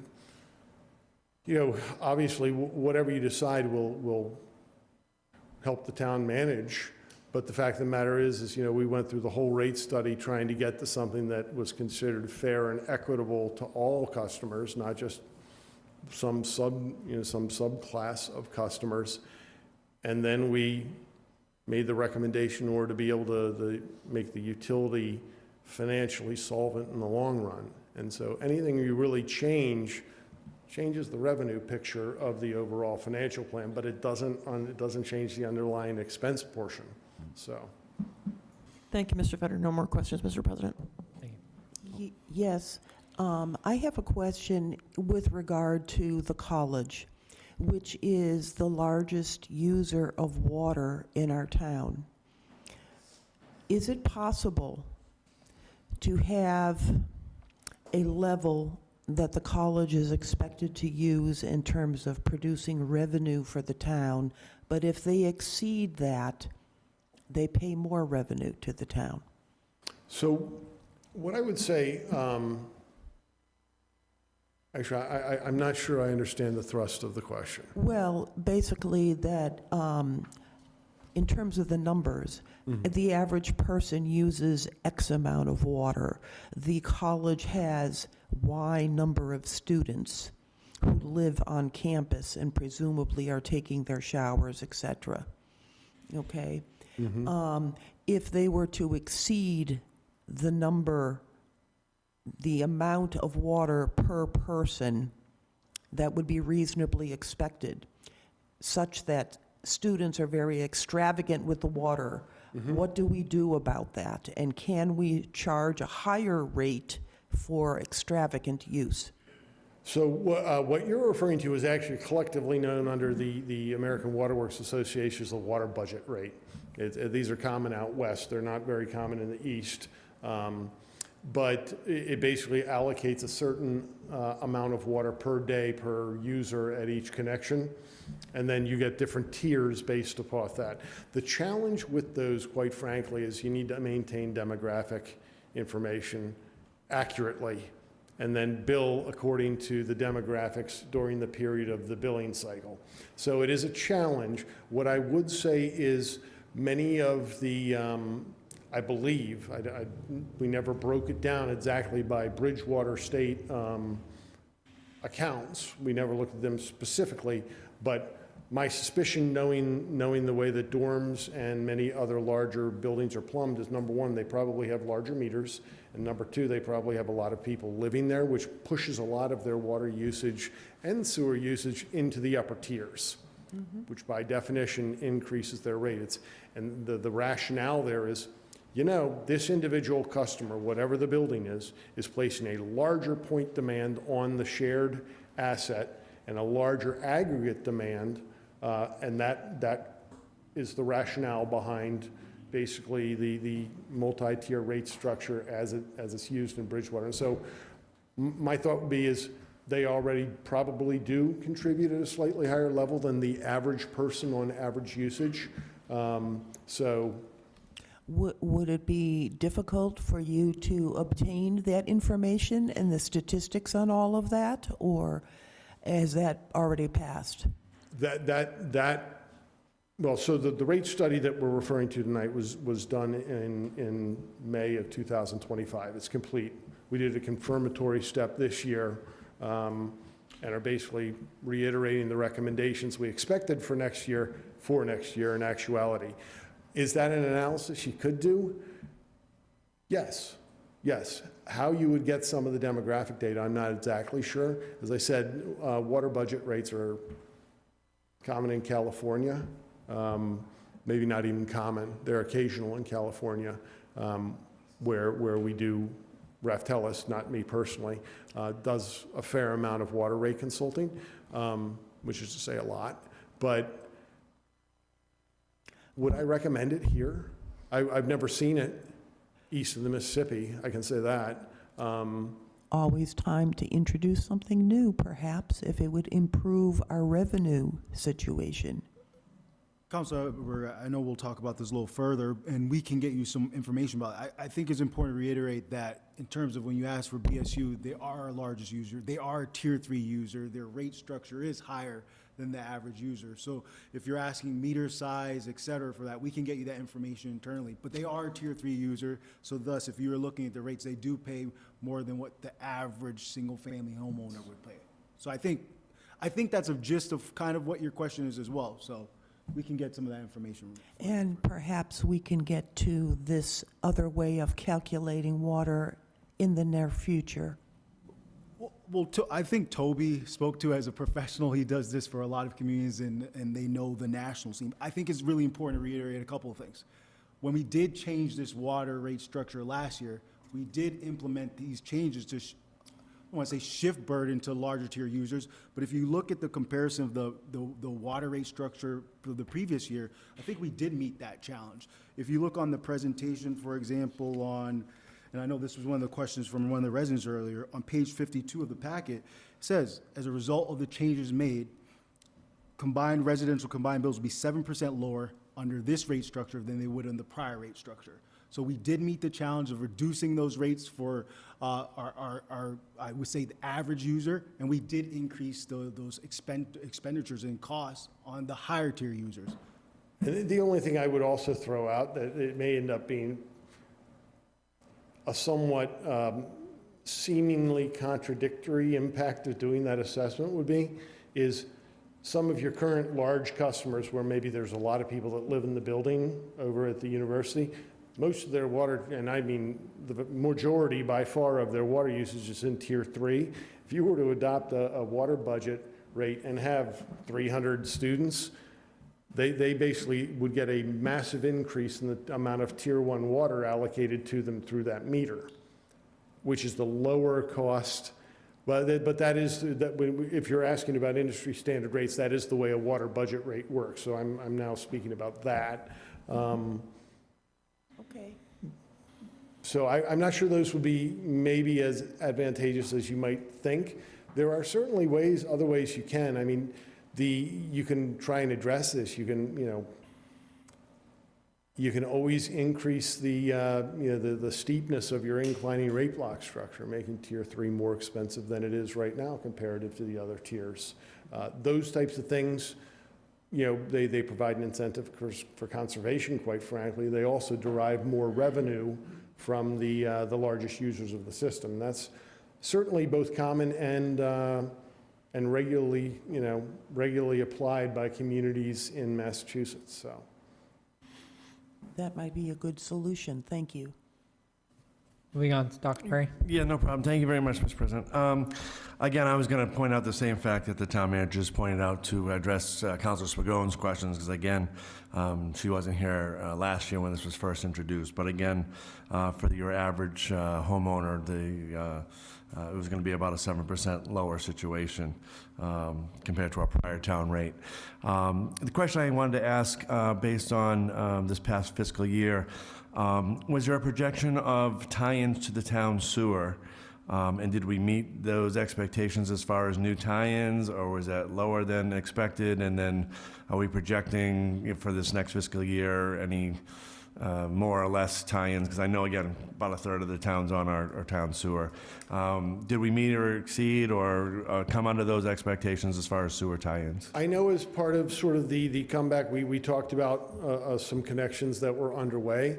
I did not see, nor did I ask for, importantly, nor did I ask for a summation of new connections to either system.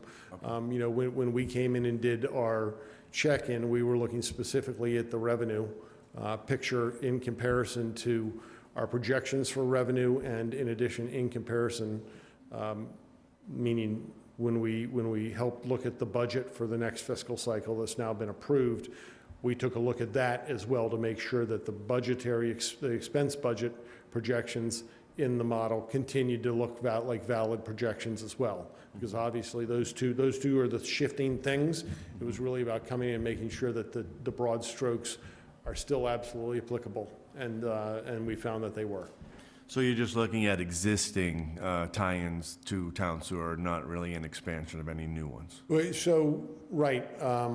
I guess when you say new tie-ins, do you mean ones that had already occurred or ones that are in process and will? Well, that's what I'm saying. I don't know if there was a projection of any new tie-ins, because again, as I mentioned, someone maybe on, Title V might switch to a town sewage connection along those lines. So as I indicated, we are in the process of taking a look at connection fees right now. One of the things that comes out of that study will be a projection of future revenues from the new connection fees. Gotcha.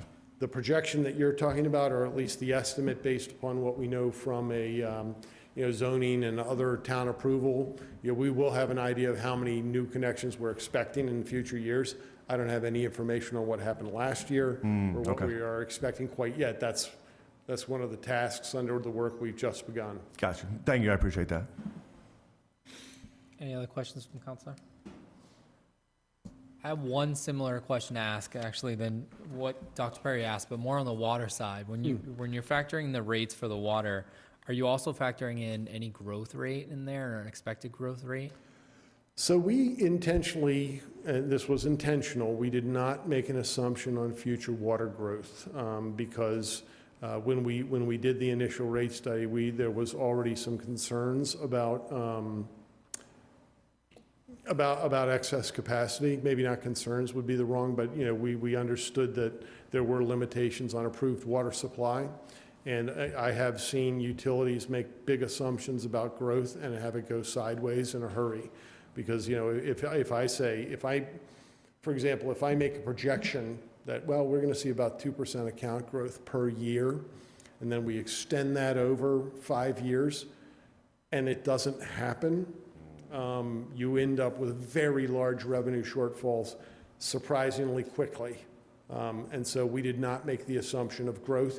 If it occurs, again, it's similar to if you find an alternate capital funding source that doesn't need to be repaid, it will change the way things look in the future. So when we do next year's estimate, if we see a lot more water sales, we probably start to look at upping our water estimate for what we're selling, which by definition, because the financial plan sets the revenue target, the assumed sales set the needed rate. And so if we have a higher assumed sales in the future, because we do see growth, the rates that are shown in the report will come down naturally. Right. But the financial plan will still be met. Correct. So, This is kind of a clarifying question because it's something that comes up from the public frequently. So just as a comparison, if I take a shower at my house and I have a 5/8 meter, compared to a student at BSU who's on a 3-inch meter, presumably maybe a 4-inch, my shower costs less than the student's shower based on the meter size. in aggregate, over the 300 students in the building, yes, because most of their water ends up going through with a third tier. Okay, so because of the different but tier. Whereas, exactly, because when you have a lot of units connected to a single meter, the volume in tier one is the same.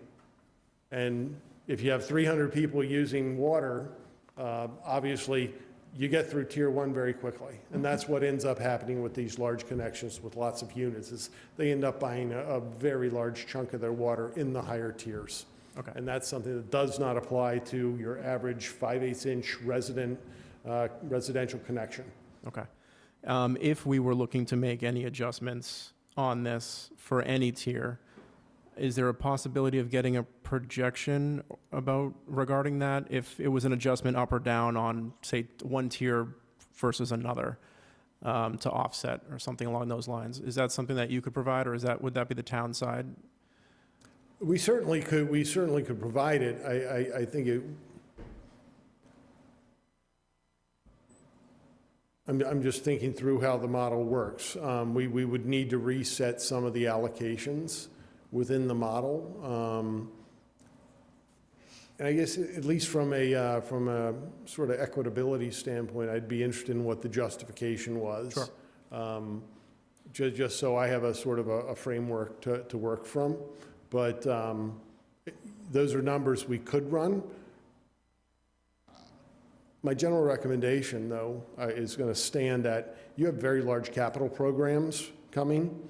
Tinkering at the edge is not going to change the broad strokes on any of the user classes. We have large increases coming because of the capital investments. Making minor modifications around the edge, I don't know that it's going to solve the concerns of the people who are concerned. And then my last one, and I understand what you're saying there. Just as an offset question, because I know these questions are going to come up, which is why I'd Sure. like to hear your opinion. If there was a slight decrease in a 5/8 residential, the offset of that, because there are so many 5/8 residentials in the town, would have to be a significant increase on another tier to make an So offset. if you're talking about the meter size by definition, the rational cost allocation for the meter size on a per size basis is based on American Water Works Association standards. And those don't change at all, right? They're set based upon the actual capacities of those connection sizes. What would need to change in order to lower the fixed charge would be the portion of the revenue you expect and are designing the rates around. Sure. Yeah, I would find it very difficult to be able to justify, well, we're only going to modify the 5/8" residential fixed charge. We're not going to modify the 3" commercial fixed charge, because those are based on multiples of each other based off of industry standards. Well, to continue meeting those projections, you would have to, in theory, increase another tier charge. Absolutely, yeah. Okay, that's what Because I'm- it's a, the calculation of revenue, it ends up being basically a net sum zero of, if we don't raise a dollar with the left hand, we need to raise the dollar with the right. Thank you. Okay, seeing no further questions, thank you very much. Okay. Thank you very much, appreciate it. Moving on to the town manager report, starting with DPW highway update. Yeah, I'll have our highway superintendent give you an update. I wanted to bring our superintendent in to talk about the work that we're doing in the spring and summer. I'll give you an update on some of our road projects and some of the challenges we have in DPW. Good evening, councilors. Good evening. So if those of you who don't know me, I'm Paul DeCosta, Highway Superintendent.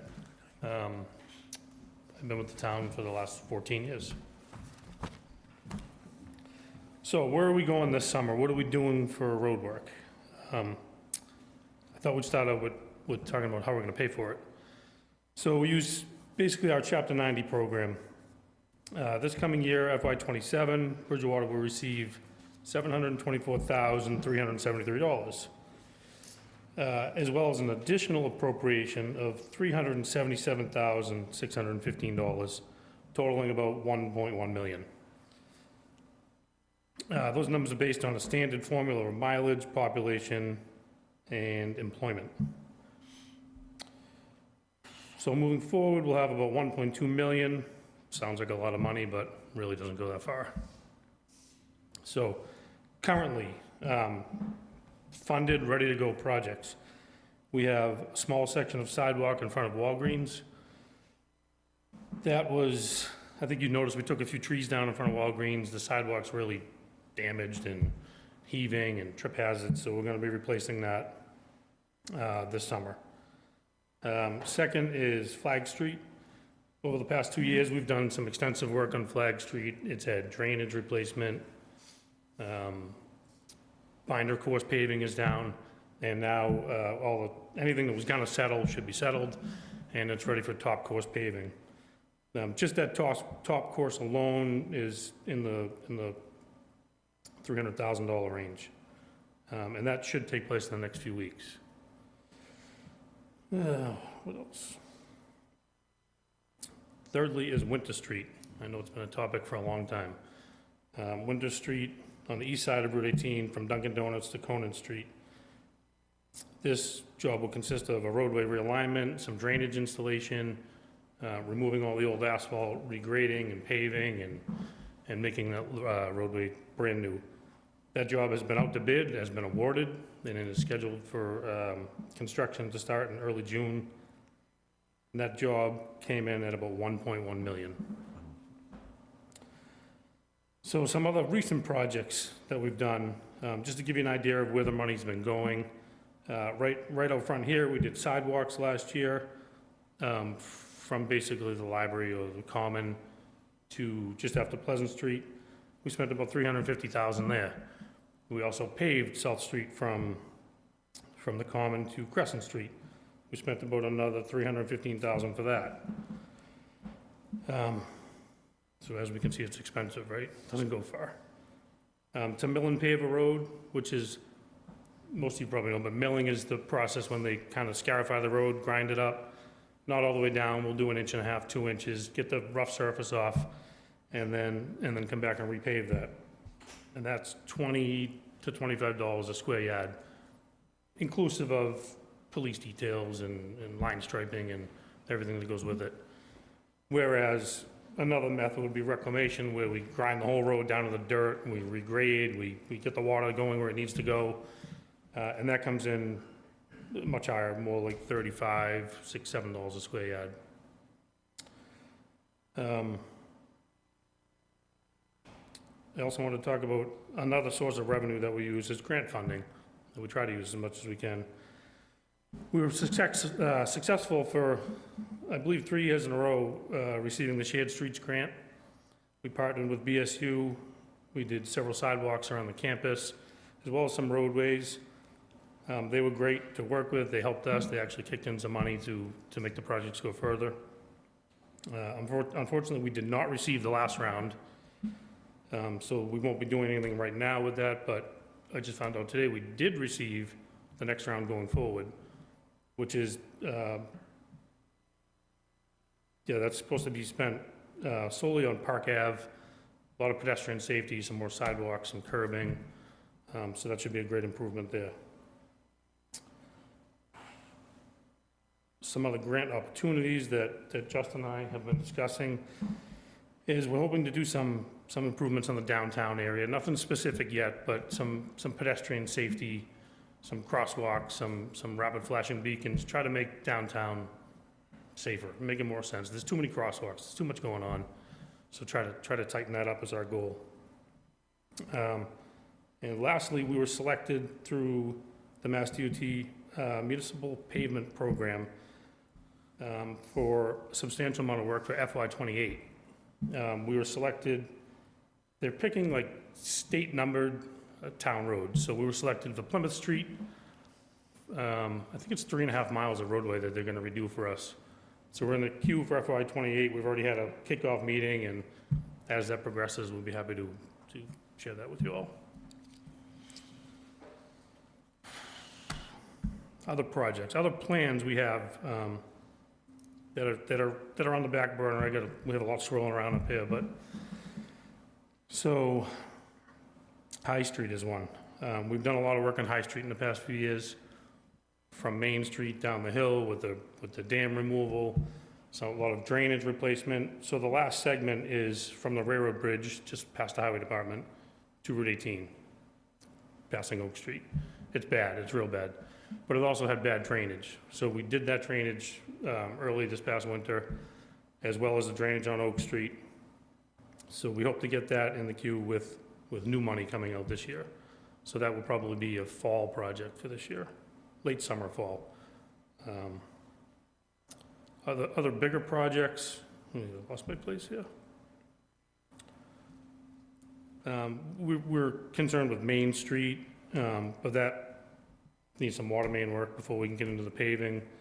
Vernon Street, South Street, Cross Street are all major concerns. Cross Street is a little closer. It has been engineered, but it's just a lot of money. I mean, the job is projected to be like $5 million right now. And we don't have that kind of money. And we also try to look at some smaller roads every year, some small subdivision roads that might be ignored for an amount of time. Like Pheasant Lane was one that comes to mind, Riverview Drive, where we can get in there for less money, clean up that road and make some residents happy there. And finally, I guess I'd just like to talk about the highway department itself. And I know Justin touched on this a few weeks ago, but we have 6 employees on the crew on the road every day. Additionally, we have 2 mechanics in the garage. Sometimes they do come out on the road and help. And we have 2 part-timers. That's it.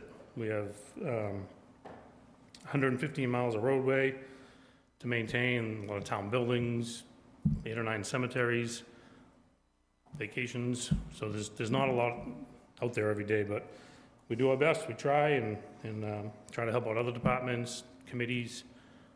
And I guess that's it. Take some questions. Thank you so much. I don't think you'll have any questions from the counselors, but I'll open it up and ask. Start with Councilor Ellenberg, anything for you?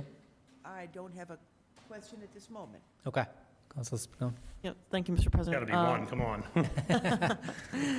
Mr. DeCosta, a couple of questions. One, the pavement management plan, I remember that plan having been drafted up many, many years ago. I think your predecessor, Mr. Ledoux, was around when that was worked on. Has that been updated, or is that going to be updated anytime soon? Yeah, so we use a program called Street Logics. I think they've changed to City Logics. They're always changing the name.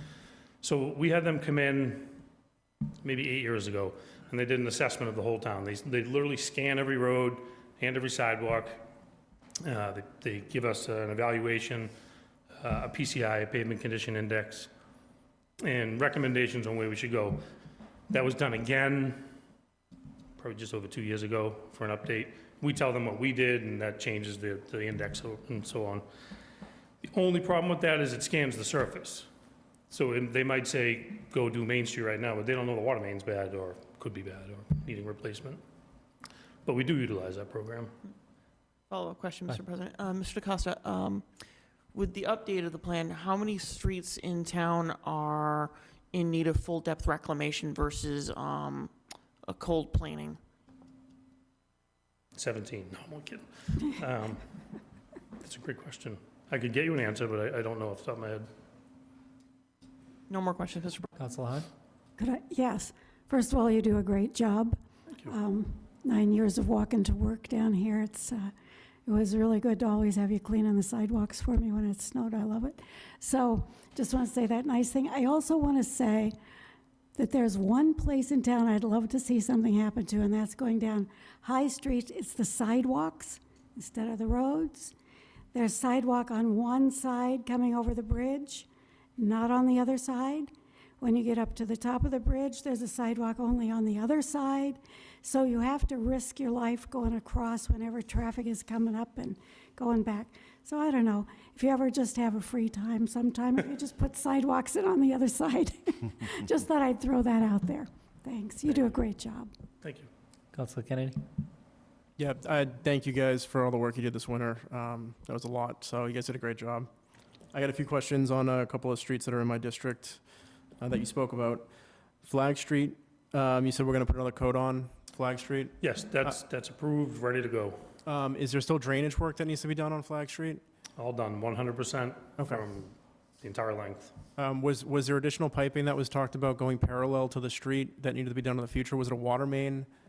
So there was some water main talk. I won't speak specifically to the water main because it's really not my wheelhouse, but I do recall Azu mentioning if it needed to be done, it could be done off the road, so we didn't affect the roadway. Okay, that was kind of what I was getting to is, are we putting another coat on something that will just... No, so our goal, our objective is to not pave roads that are gonna need, I don't wanna spend $300,000, $400,000, $500,000 on a road Sure. and then dig it up. But- Yeah, absolutely, So we try to always communicate with the other departments to make sure we have the right plan going forward. great. Winter Street, is there a time frame for completion if the bid has come in? I believe, I'm almost positive, I don't know if I should be quoted on this, but I think we have a June start date and it should be wrapped up in December. Okay, by the end of the year, hopefully. Yeah. Okay. And you mentioned a grant for Park Ave. What was the grant that came in, and how did that come That was in? part of the Shared Streets program, so we've applied several times in partnership with BSU. And we've mostly done sidewalk work in and around BSU on town roads. And they were great to partner with because they would help us with the grant and they'd always kick in some extra money so we could stretch it. Great. For the FY '28 grant, what was that grant that came in? So that was, I forget what they called it exactly. That's called the Mass DOT Municipal Pavement Program. It wasn't something we specifically applied for, but they go, like you maybe if you drive through Raynham, you'll see that sections of 104 were done, and that was through the program last year. And this year, they've identified, I think there's 13 or 15 towns with state numbered routes going through town that they want to apply the work to. And then a suggestion, if you have the time. Always. The sidewalks over by Carver Pond are very difficult to push Yeah. strollers on. There's tree roots growing up. You have to walk on people's lawns to get to where you're going if you have a stroller and things like that. So if that could be added to a list of something to maybe go take a look at through the town manager, maybe. Yeah, just, I think it's important to tell the council and the community that the town did a complete streets prioritization plan where it did look at sidewalks and look at roadways and look at a variety of things. We had that, we conducted that work, so obviously there's a lot of demands within the community for roadway and sidewalk improvements, and maybe not enough money to do all those projects. So there's a lot of projects that are definitely on our radars, and we will definitely communicate with you as we tackle some of them. Okay, just want to make sure it's on the radar. Thank you. Thank you, appreciate it. Councilor Trocchio? Thanks so much, Paul, for being here. I really appreciate it. What time you get up in the morning to start, 5 a.m., and now you're still here with us at 9:30. So thank you so much. So I have two questions. They're, pretty simple. Hopefully you can answer them. I like to throw softballs right down the pipe, and then I'll throw a curveball at you. I'm just kidding. We'll take it, we'll take it. So what information do you use to prioritize the road repair? So what do you look at when you're trying to, okay, this is not just going to be pipes or just the surface. What do you use in your decision-making process? So we'll use the scan data that we get from the Street Logics program, as well as just internal data and knowledge. And do we constantly, is this road literally deteriorating that we can see that it's falling apart? We're constantly having to fill potholes and mend the road. And then what can we do with the money we have? So I can't go to Main Street right now. I don't have enough more, Cross Street, for example. We don't have enough money to go there right now. But I can pick off maybe Oak Street or that section of High Street.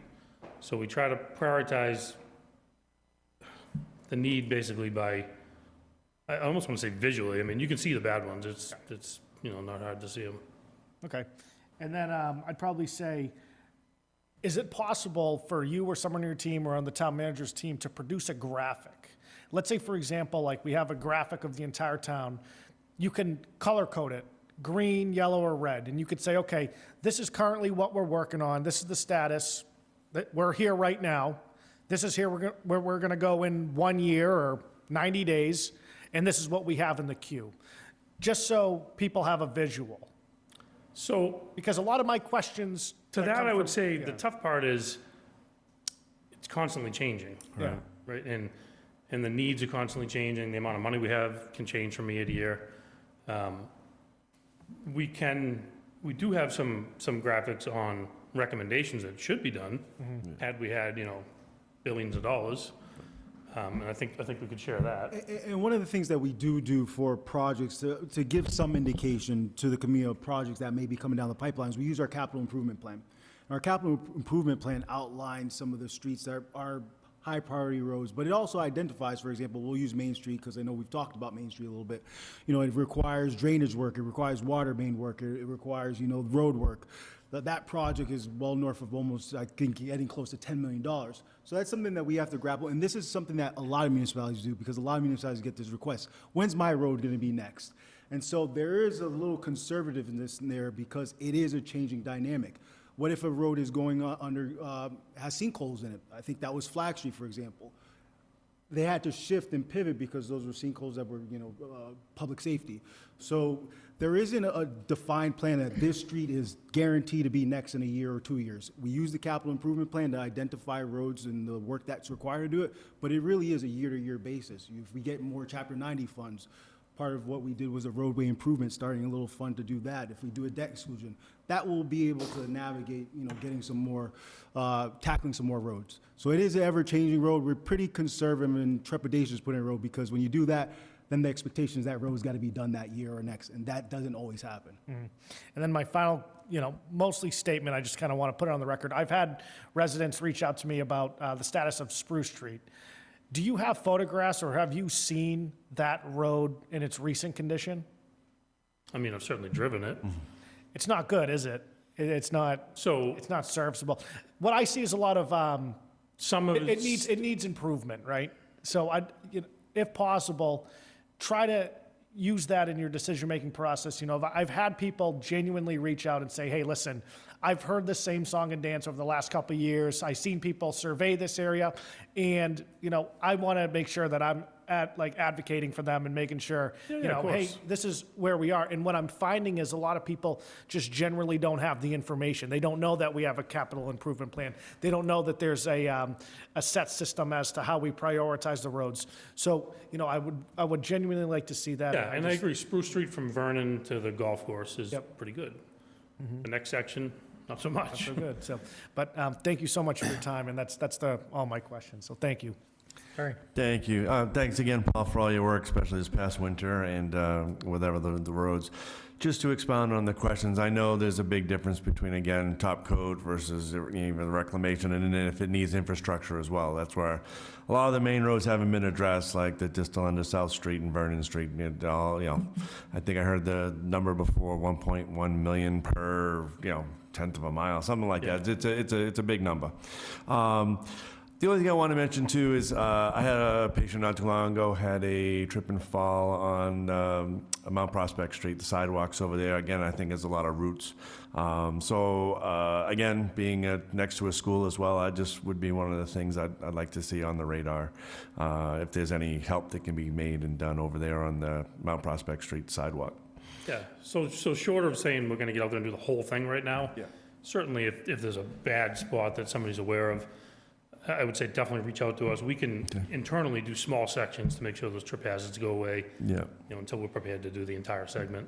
Yeah, sure. No, again, I know a resident in that area had a bad fall, and she got hurt pretty bad. We're tripping over a frost heave or a root of some sort. But just wanted to let you know about that. But again, I get emails all the time from residents about certain parts of their streets and stuff, and I let them know that it's on the radar. When we get the money, we'll be there as soon as we can. But I know you're doing the best with the resources that you have. That's all I got. Thank you. Councilor Lundy. Thank you, Paul, for all the work you do. I won't reiterate it, but the snowstorm, amazing work. I heard you mention Oak Street. That's the call I get the most from everybody. Did pipe work on one side? Yeah, so Oak Street, we were gonna do it a few years ago, but part of our planning process, before we do the road, we want to inspect the drainage, see if it's any good. Again, so we're not paving the road and then having to go back and dig it up. So we did that, and we found some really bad deteriorated drain pipes, similar to the ones on Flag Street. So those have been replaced. We had to do a section of High Street. High Street from Oak Street to Route 18 was newer concrete pipe, but for some reason this section wasn't. And then Oak Street as well was in bad shape up to, what's that, Blueberry Knoll, I think? Yeah. So from Oak Street from High to Blueberry Knoll was old pipe. From that road towards the river, past Crapo Street, was new pipe. So we fixed all the bad ones, tied it in, so that's ready for the next step. We're just gonna make sure there's no urgent water needs there, and then we'd like to get that done. Okay, and then I walked it, because it's in my neighborhood. Comfort Street, half the people don't want it touched, and half the people want it fixed, but it's pothole city right now. So what's the process for residents or myself to report that and have someone take a look at So it? certainly call us if there's a pothole that's out of control. And we try to send out crews, we try to send them out a day or two a week, strictly just to, take care of potholes. But with the limited staffing and with the other projects we have to get done, and catch basins falling in, and mowing and sweeping, and we can't always get to it. Okay, and my last question is, what about damage to sidewalks from plows in the winter? What's the procedure for that? So we're currently working on it. We have a stack about this big of work orders that have been reported, and certainly I'm sure we don't know about every spot we damaged. And we did have some damage this year with the heavy equipment out there, some fences and sidewalks and stone walls. Okay, thank you. Thank you. Councilor McGrath. Thank you, Mr. President. Paul, I live on Plymouth Street up near the Sand and Gravel, and some of the residents have been wondering if it's you guys or the Grand and Savile. They're bringing down a street cleaner because they throw rocks all over the place. Is that the town? Yes, we try to sweep that almost weekly. Yeah, I noticed a lot, yeah, because it gets very dangerous. And we've had talks with them, and at one point they were sweeping it because, let's face it, they're the maker of the mess. Yeah. But then their sweeper would go down, or they wouldn't have time, and so we try to always get there, especially in the spring and in the fall when the sweepers are out anyway.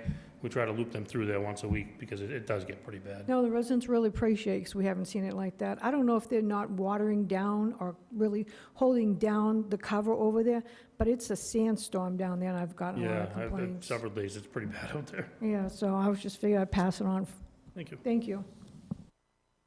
Nothing additional from me other than a thank you for the work that you do, as other councilors have mentioned. I think you all are very responsive, and I've heard great things, and folks that have interacted with your office have had nothing but good things to say as well, too. So thank you for Appreciate that. it, thank you. Thank you. Thank you. Thank you.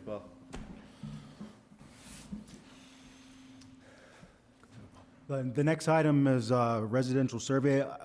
This was added in discussion with the council president. I'm just brief bit of information. As the majority of the council knows, we had a residential survey that had been prepared for December, but the council didn't think it was the right time to proceed with that residential survey. We solicited feedback from councilors. We implemented that in this residential survey, so I want to let you guys know we're prepared to move forward with that. I know we have 2 new members. I can have Deb, obviously being compliant with open meeting law, send that out but, for further feedback, but obviously want to put it as a discussion item if you wanted to move forward with it. Leave it up to you, Paul. You had asked for me to add it on. Yeah, I would ask that we just send it out to the council as a whole again, to refresh the councilors that have seen it before, and then give a quick opportunity to new folks to maybe weigh in a little bit on that. But I would love to get that out to the public sooner rather than later. So I would ask if any of the new councilors or current councils that want to make any changes, that we do so in a timely manner so we can get that out there to residents. Okay, thanks. Then as Any questions on that, Councilor? Maybe more in the future. Sorry, go ahead. Yep. Next item is open space and recreation plan. I just want to remind the public that the draft of the Bridgewater Open Space and Recreation Plan is on the website. The public comment period is open through May 31st of 2026. I know there are questions about if you couldn't attend a meeting, if you could still provide, comments, you can. And as well, the videos of the forums that were held are on the website as well for those who couldn't attend. But obviously, anyone who has any comments or questions, they can reach out to Shane O'Brien, who's the town planner, and his information is on our website as well. Good. Next item, just a real brief update regarding the fiscal year 27 school budget. As we're aware, our budget appropriation did not meet the original certified school request. However, Rainham had their town meeting last night. Our numbers are aligned. The budget subcommittee for the school district did meet this afternoon. They did give a recommendation to get aligned with our budget figure, and that's going to be considered by the school committee tomorrow. So it does seem like we're on track and obviously collaborated very well this fiscal year despite the challenges. So, Any questions on that? I have a question. Melindy? I had another meeting last night, or I would have been a guest at the Rainham Town meeting. I'm just wondering, through you to the town manager, the town of Rainham talked about providing a gift to the school system to hire teachers on the Rainham side to bring down class size. I talked with Councilor McGrath. Yeah, you might have the similar question, but does Bridgewater in the subsequent years have to pick up the cost of those teachers and all the fringe benefits and everything else? those costs would be borne, and I've talked with Town Administrator Barnes as well as Superintendent Powers. They have that capacity within their levy. They are planning, to have to absorb those costs as part of their levy. That's been our discussion. Obviously, we'll look at what the next fiscal year brings, but that is what their discussion has been to date, I guess. So I'm not sure I understand going forward in subsequent years. I mean, they're picking it up. They would have to absorb it within their tax levy. Okay. They determined to do that. To keep funding those teachers Yep. year after year. Okay, just making sure. Okay. Next item is one of the requests from Councilor Kennedy at our last meeting was to ask for an update on the boards, committees, and commissions and put a new Facebook post.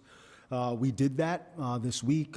We regularly update boards, committees, and commissions pretty almost on a weekly basis. I know one of the other requests or questions regarding boards, committees, and commissions of what understanding the time commitments and when committees meet, I would encourage residents to reach out to Josh McGraw in our office. He's our direct liaison for boards, committees, and commissions, because each board, committee, and commissions meets at different times, has different responsibilities, and it also changes based on the membership group. I'll give you an example, the Finance Committee, they're possibly looking at different times to meet now because the constituency of that group changed. So part of our process in submitting people for consideration for boards, committees, and commissions is they meet with Josh. They can get an understanding of what the committee does, when they generally meet. We also encourage them to, reach out to those committees that they may be interested in. So I do encourage them to meet with Josh, but we did put that update out this week as well. I also highlight in the operational updates that I do monthly, we do highlight specific committees in there, vacancies, and general information as well, too. Can I just ask a follow-up on that? And I don't know if others do as well, too, but I know the Finance Committee has some openings. Do we know for certain, because we have 3 different sources that sort of appoint folks to that board, who those openings fall under right now?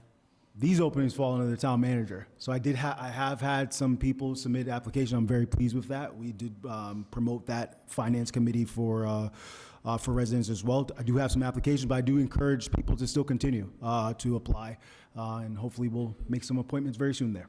Thank you. All right. Next item, I do want to introduce our Assistant Town Manager. I'm very excited to have Trish join our team. I'll let her introduce herself, but as a brief reminder, as part of our post-supplement budget appropriation, we did freeze the Assistant Town Manager, even though it was a budgeted position, until December. And after December, I did provide an update to the council at a council meeting, as well as in our operational updates. I did say my intention was to hire an Assistant Town Manager. We absolutely need one organizationally. I also provided the opportunity for counselors to meet Trish before we did that process. So I'm very excited for Trish to join our team. She's hit the ground running. There's a lot of different projects she's already working on right now, but I'll let Trish introduce herself, but I'm really excited for her to join our team. Thank you, Justin.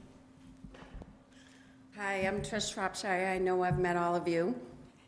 I'm really excited to be here and be part of the team. I feel like I can already help. I came from the town of Stoughton, and I see a lot of similarities. The other thing I just wanted to say real briefly is that I grew up in Bridgewater. I went to all of these schools. I have a vested interest, and I just want to say I'm happy to be here, and thank you for the warm welcome.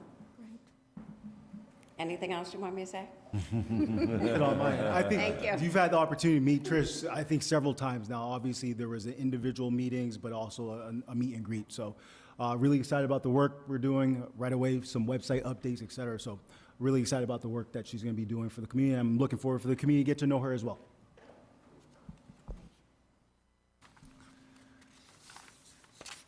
MJ? Question, Mr. President. I kind of noticed on the agenda for the town manager's report, it had a DPW highway update. Do we have anything this week for water? We did not put anything on there for water this week because we do have the resolution, so we're going to discuss it sort of widely at that point. Okay, thank you, Mr. President.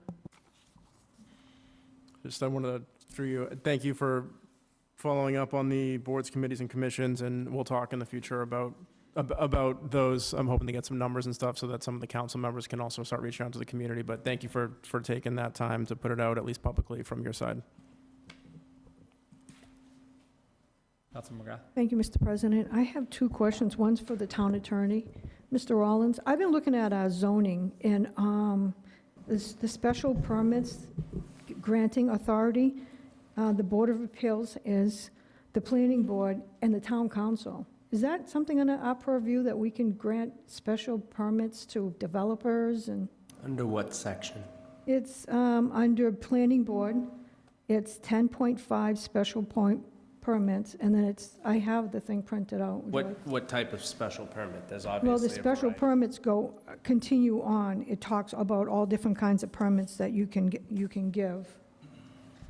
It has, I don't know how this falls under the town manager report, but I'm happy to discuss well, no, that it's with you. questions for the town manager. So I'm asking you at the same time? I mean, you? I'm not the town manager. I know, but we can ask either one. So, Mary, what I suggest, send it over to us and we can take a look at it, because it probably is not best to discuss it in the meeting without him having context of it. But we absolutely can take a look at it if you send it to us. Okay, because there's another part that we're supposed to, and this would be the other one, 10.6.3, it says that applications for site plans approval shall be submitted to 10 copies of the site plan for the board to review. So they're supposed to send it to the fire department, building inspector, and the town council is also on that. And the problem that I have with that, they want us to, because I've never gotten one since 2024, they want our advisory review and our comments, and failure to get back to them means that I deem the lack of opposing them.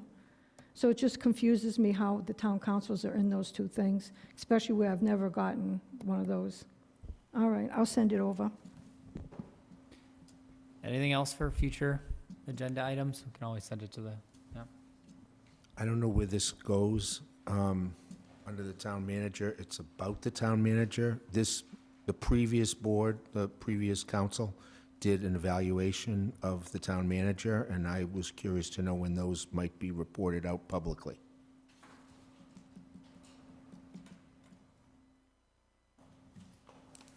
Okay, it sounds like nobody has any additional items for the town manager report, so we'll move on. J, discussions. There are no discussions this evening, but let me just say, I would encourage folks from the council to let me know if there's anything that you'd like to put on future agenda items for discussions. I feel like this is often an underutilized portion of the agenda. Our meetings are already long as is, but I do know that there are important topics that we probably want to keep on there, so I encourage folks to reach out with any ideas or suggestions for future agendas.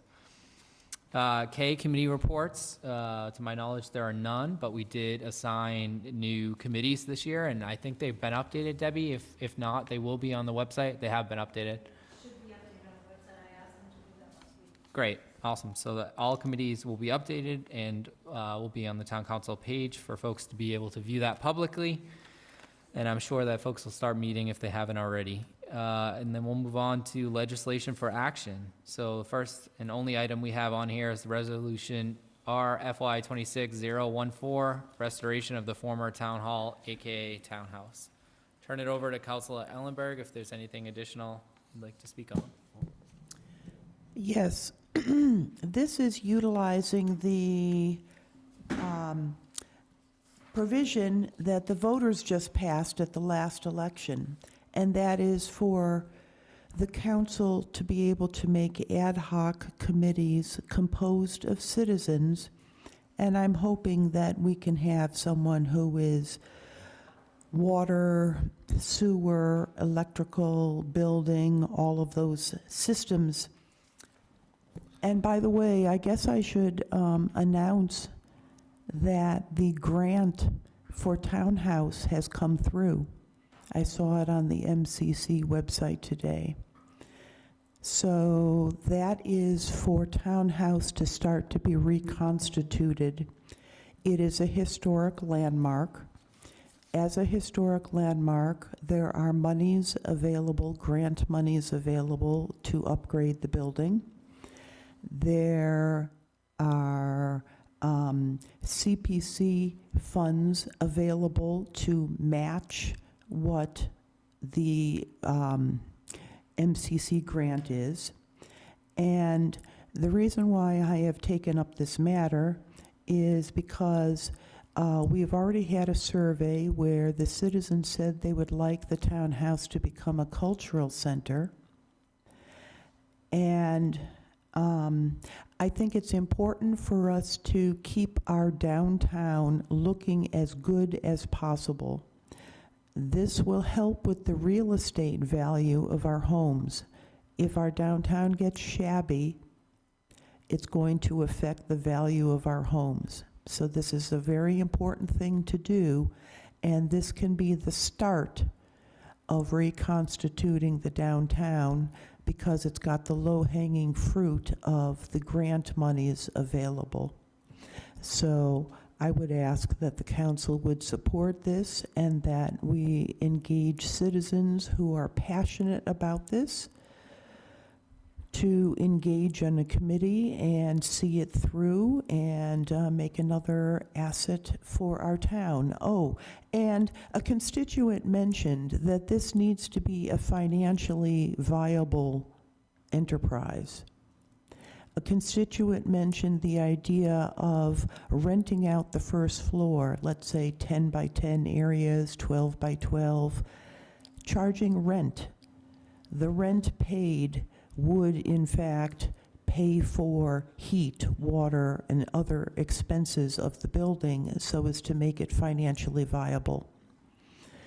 And the second floor has a concert hall, a stage on it, and that could be a teen center, for example, with police officers supervising, and teens could go do their thing, just like our seniors do it at the senior center. So anyway, I'll take any questions. Thank you. I'll actually open it up for a motion and then a second, and then we can have further discussion, just to follow Motion. the process.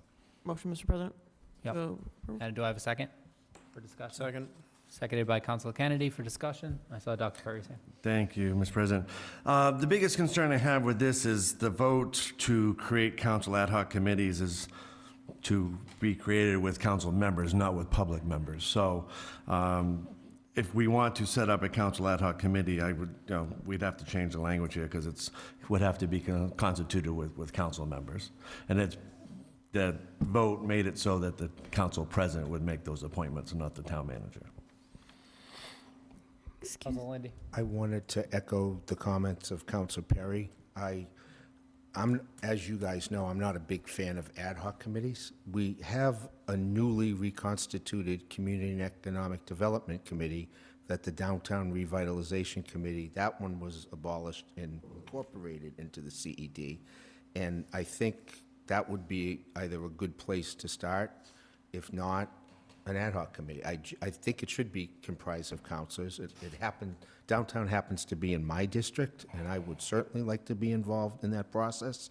A previous committee that was created before Councilor Hunt was Councilor Hunt, when she was the town clerk, they did a lot of work. That book is this thick. They had meetings. The library director was involved. There were other people involved. This is something we really need to do. And I'm glad we got the grant. I know the cost at one point in that book was a huge cost to do. Some of the stuff was already done, but I think we should look inward right now. Certainly can get community involvement like Mr. Rulli got with other projects and find out what people, we did an assessment before, we can open it up again, but as it's written, I think it needs to be tweaked. The only thing I'll say about that is I think we're discussing the resolution itself. There will have to probably be a further order on establishing the committee, which I'm sure will be up for debate too, but it's good Yeah. feedback for Councilor Ellenberg if you put together. Point of that order. information, Mr. President. That was exactly where I was going to go. I think if the intent here is to create an ad hoc committee, it needs to be by way of an order, not by way of a resolution. I can talk loud enough to not have that on. I also think that it's important to point out that under the charter, the town manager has the purview over the use of town facilities. So while I think it would be appropriate if there was an ad hoc committee that was a part of or came out of the council to give suggestions on uses, I think that falls perfectly within the charter, is perfectly fine. I do not think they'd have any purview over actually developing it, determining what the use is, any of that, because under the charter, that falls under the town manager's authorities. Point of information, I would think that if there was a town survey that said it wants a cultural center, that would preempt the town manager's choice of how the building is going to go. I would very respectfully disagree. Yes. Councilor Hunt? May I make a comment also as the new chair of the Community and Economic Development Committee? This is high on my list. The townhouse has been high on my list for a long time. So I'm really hoping that as the council committee, we will be able to bring in people from other departments to talk with us about it and what are they planning on doing and really start moving forward on this. So I don't see it as something that we want to just have people in the town coming in and talking about. I really think it's something we should keep to the council and to the town manager right now while we start to try to develop what it is that we want to look at. I have attended those meetings that they've talked about, that Councilor Adeline spoke about. And I think Mary talked about it too. So I want to stay involved in all of that. And I think there are things that we can really do as a council to get moving on this and see where we can do it and then stay in line with the town manager and everything that he has for responsibility with it and make that work. It would make me nervous to just, I guess nervous, I don't know if that's a good word or not. It'd make me concerned to just have people from the community who've thought that they would maybe like to do something to come in and start working on it when we've really done a lot of work in the past and can move forward with some of that. Do you want to say something? I was going to reiterate some of what Dr. Perry said, Councilor Lindy, and I had the same question that I was going to ask our town attorney, which is it's a resolution, so it's not binding, so it doesn't actually create an ad hoc committee. Personally, if we have the funding to support something with the town hall, I don't oppose it, especially if it's grant money and it's not going to cause any issues with other projects or anything like that. I don't have a problem with it. I know we have CED, and my final thing was I know we also had an ad hoc committee that tended to roll over. So there was discussions over whether that was appropriate or not and a few things. So just as someone who's just kind of viewing things over the last year and how some stuff played out, I just had questions on kind of, is it appropriate to have committees sunset after a project or during a time frame or things like that, if this were to come back in another manner? I actually think it has to sunset. I think ad hoc committees are for a specific purpose, for a specific period of time. So if you were creating the ad hoc committee, I would say be very specific about what you want that to look like. The makeup of the committee, number one. How the committee is going to be comprised, number two. I think with the charter change, if it's your ad hoc committee, obviously you get to do the appointments, right, under the new charter change. And then I think a big part of it is what is the specific task of the committee and for how long are they scheduled to be doing that task? And I think that's what a really good order would look like relative to the creation of an ad hoc committee like this. Thank you. Yep. Councilor Perry? Thank you.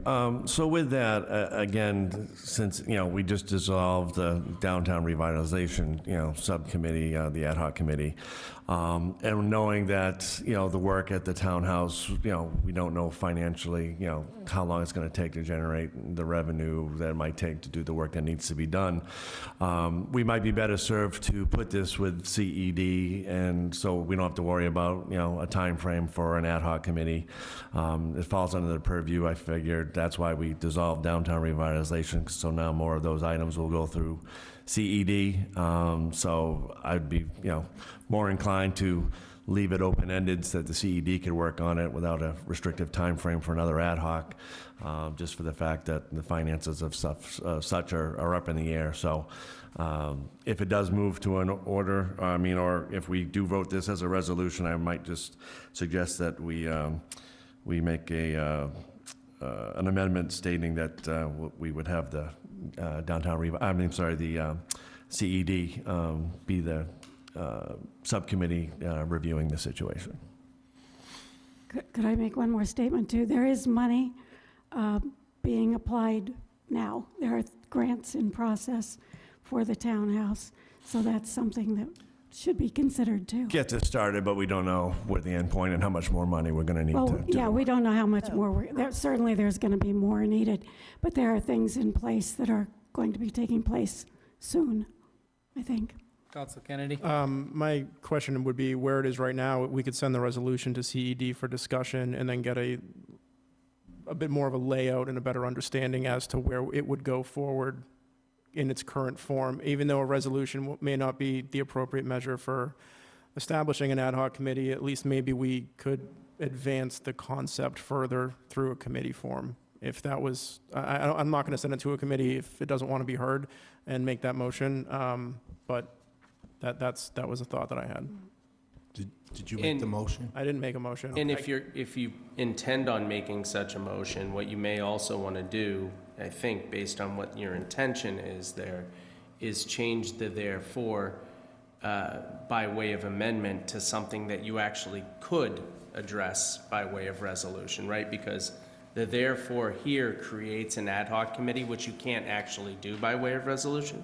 So maybe the therefore there says, the council hereby establishes, or the council, therefore the council intends on providing information to the town manager relative to the use, or something that actually can get accomplished by resolution. You can't create an ad hoc committee by resolution, and this says establishes an ad hoc committee, so just by its semantics, the language itself, you actually can't do this. So I think if you change that therefore in such a way to just something, whatever you come up with, something that you actually can do by way of resolution, some statement, some aspirational statement that the town council as a body would say, I think it's fine. You can send it to committee, you can discuss it, you can try to further that part of the ordinance or resolution. So as an order of operations, is it appropriate to change the therefore first before committee, or would it be a recommendation out of committee and then? I would say, I think it's perfectly appropriate to change it, because it is just a resolution, it's a statement. So you can amend the statement can go to committee, the committee can review the statement. You see what I mean? Instead of reviewing, we're setting up an ad hoc committee. If that therefore statement says something relative to the council looking at the options for this, that may be more akin to what I think your intent was, what you just said, and maybe even Councilor Ellenberg's intent for the discussion.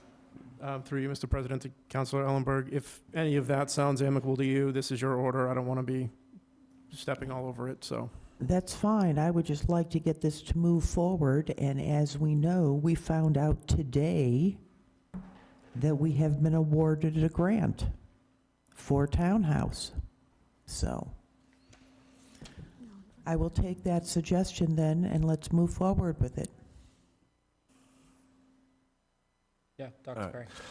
The only suggestion I would make is I would send it back to Ms. Ellenberg to revamp maybe that first whereas statement, maybe referring to sending this to CED, again, as an aspirational resolution here, if she wants to keep it as a resolution, to start the process of working on, the townhouse. But again, outside of setting up an ad hoc, which would need to be in order. If he wants to keep it as a resolution, I might suggest you rewrite it to refer to CED, and then bring it back to a future meeting. That would be my recommendation.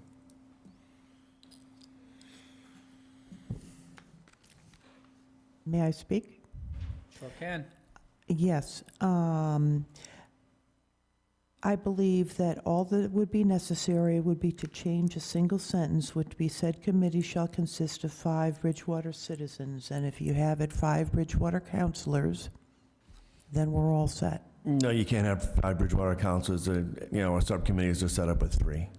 That would be a majority of the council. So it would have to go to, like I say, CED of 3 members to work on it.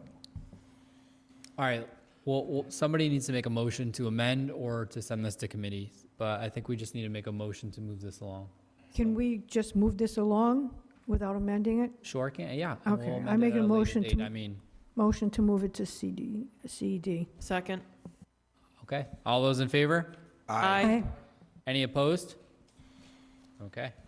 The resolution's been referred to CED 9-0. Thank you.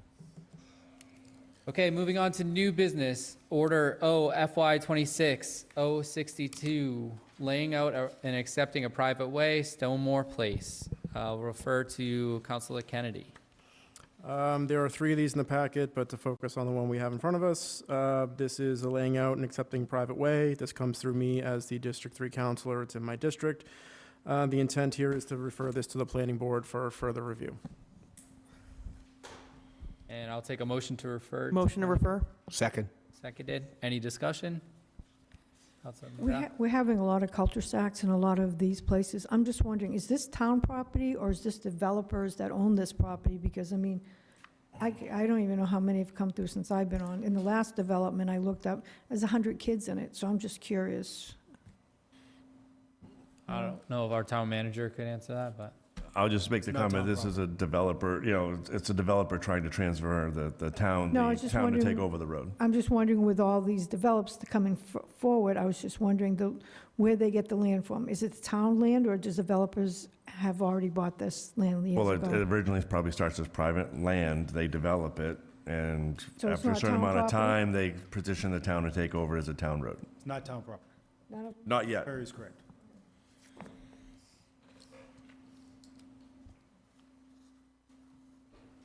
And, Mr. President, where are we referring this to, please? Planning board. Thank you. So I have a motion and a second. Any further discussion? You have to take 2 votes. Intent to take away is the first vote, and refer to planning board as the second vote. What was the first one? I'm sorry. Intent to take the way. Okay. So I'll make a motion for that. Great. I have a second for that Second. motion. Seconded by Councilor Spigot. All those in favor? Aye. Aye. Okay, now we will take a motion to refer to planning board. So moved. Second? Second. Thank you. All those in favor? Aye. Okay, 9-0. Moving on to Order O, FY 26-063, laying out and accepting a private way, Quail Run Road. I will take a motion to accept. Intent to take the way. Intent to So take the moved way. here. Second? Okay, any discussion? Seeing none. All those in favor? Aye. 9-0. Moving on, I will take a motion to refer to planning board. Motion to refer, Mr. President? Second. Second. Seconded. One All second, those- Mr. President. I just want to make sure that I actually discuss the motion. Sorry for the interruption. Yes. Go for it. It's laying out and accepting a private way for Quail Run Road. It's the same situation. It's a private developer looking to transition their private way into a public way. And we can continue. Thank you. Thank you. We have a motion and a second to refer to planning board. All those in favor? Aye. 9-0. Okay, moving on to Order O, FY 26-064, laying out and accepting a private way, Oldfield Road. Councilor Kennedy. Mr. President, point of order. I'd like to suspend the rules to extend the meeting. Second. 11 o'clock. Seconded. I have a Second. motion and a second. It's ironic now, isn't it? I'm not doing it anymore. Do we take the vote or not? All those in favor? Aye. No. I'm I'll tired say of yes, so extending it's meetings 8-1, past please. 10. Okay, Too long. back to Councilor Kennedy, All right. overview Oldfield Road. Laying out and accepting private way of Oldfield Road. Again, this is in my district. It's a private developer looking to change to their private way to a public way. I'd make a motion to intent to take the private way. Second? Motion made and seconded. All those in favor? Aye. Aye. 9-0. And I will take a motion to refer to Motion to planning board. refer? Second. Oh, whatever. Motion made and seconded. All those in favor? Aye. Okay, thank you very much. Moving on to Order O, FY 26-065, acceptance of a grant, student awareness of fire education. Refer to the town manager. Town received almost $10,000 for a SAFE grant program for our fire department, so we obviously just want to accept that grant. Motion to accept. Second? Actually, motion to refer to Budget and Finance and Finance that's right. Committees. That's Yes, right. thank you.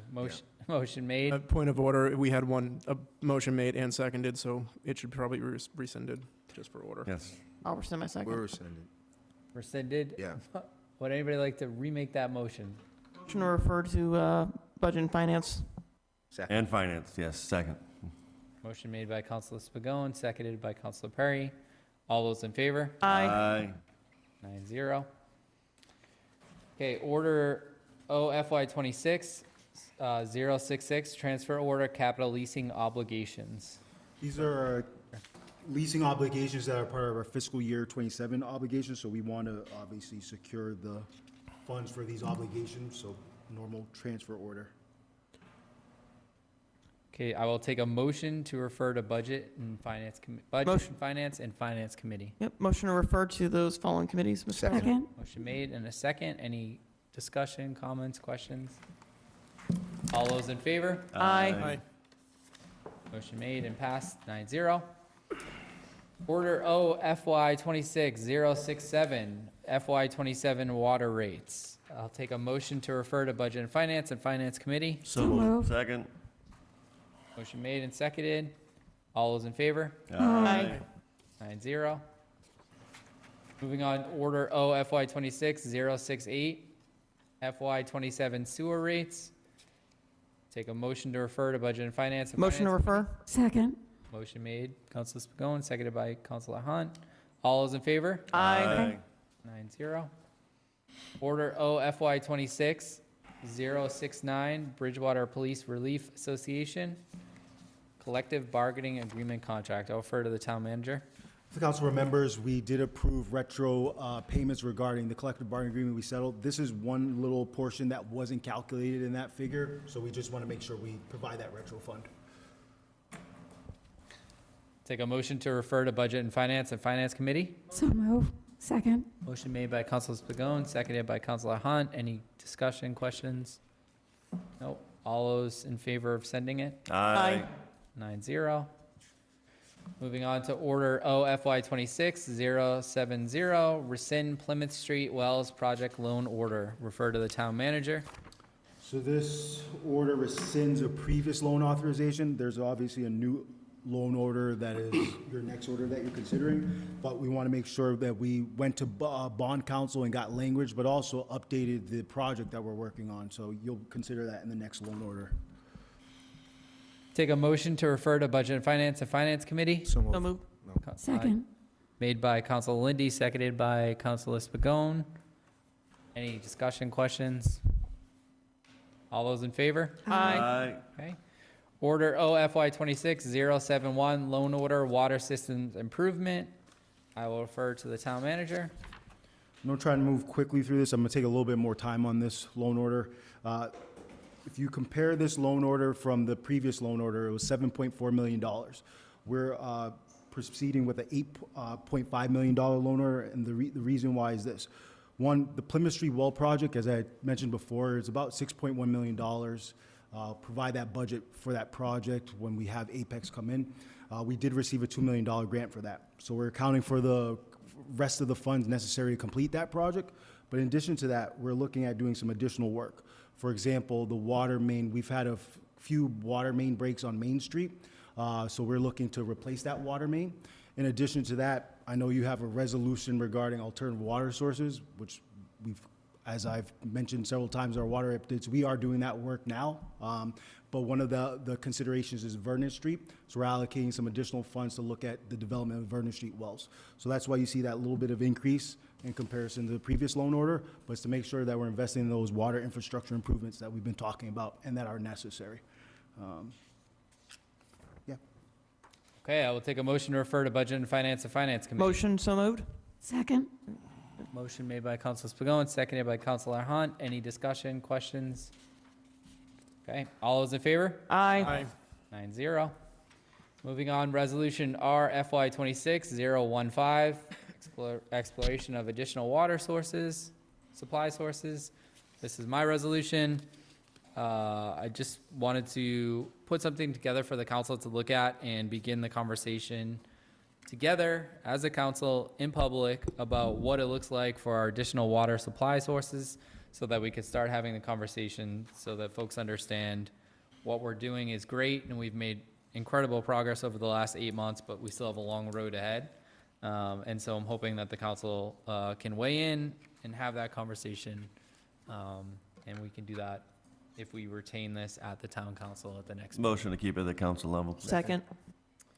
Take a motion and a second. Motion by Dr. Perry, seconded by Councilor Spigot. I just asked the town manager, anything additional that we want to add in here?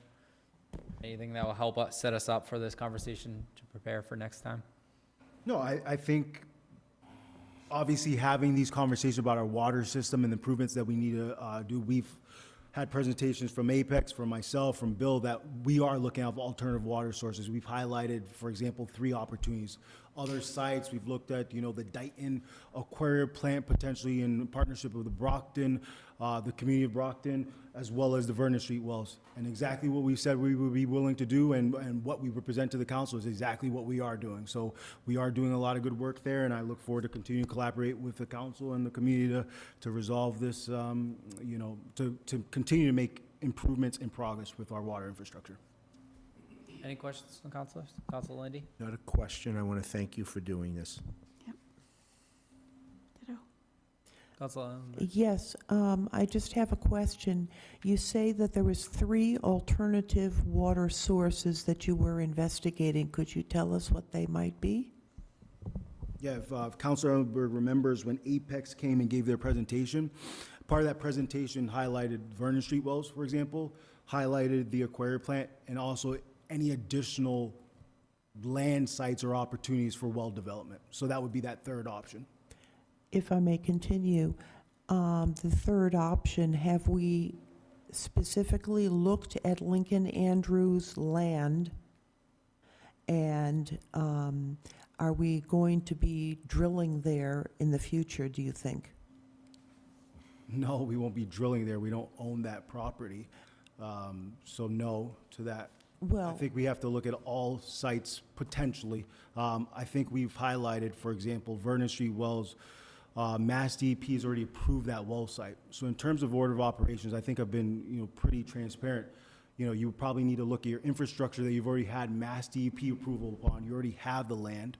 Then, for example, the Aquarium plant, obviously I'll talk with the council about that further as we get some more information. That's a little bit further in the process.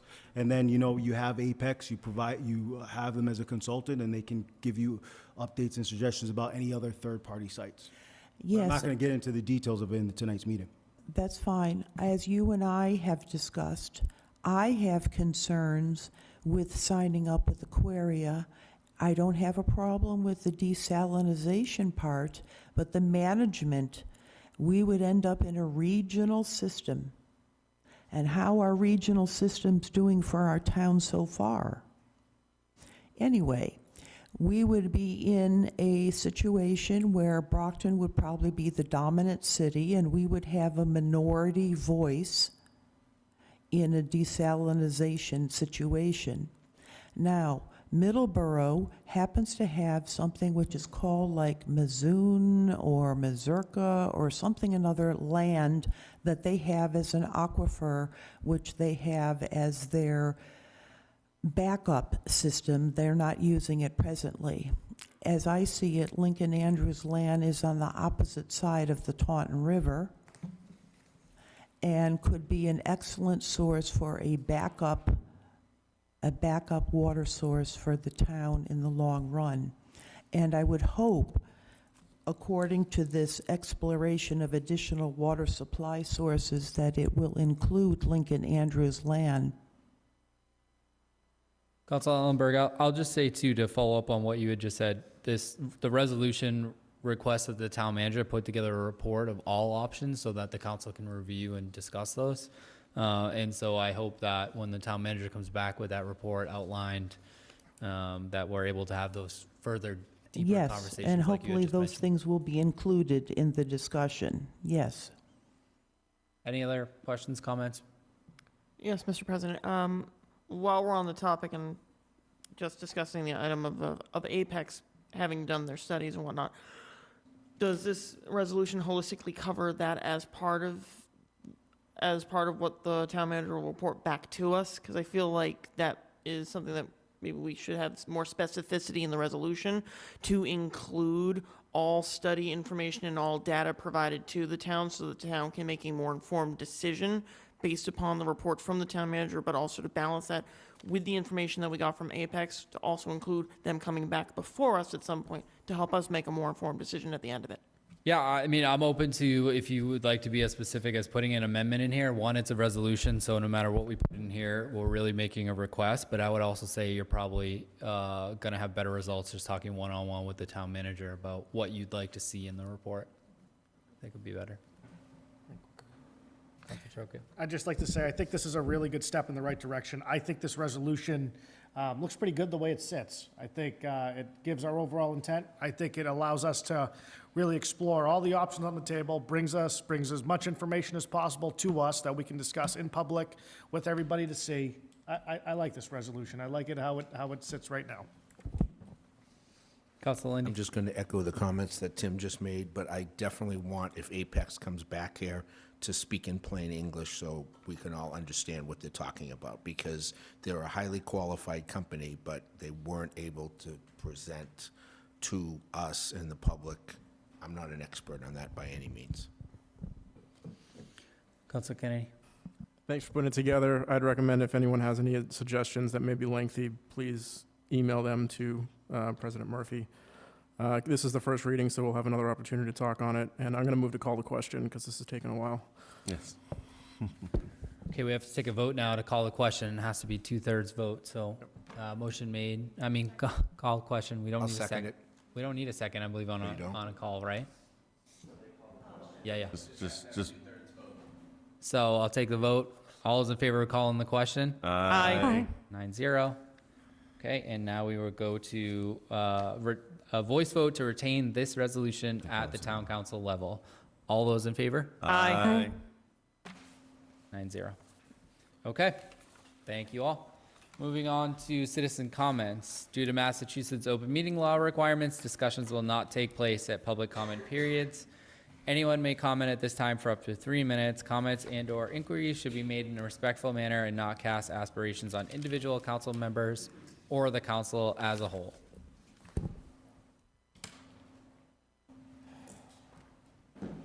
Hi, Janet Hanson, Pleasant Street.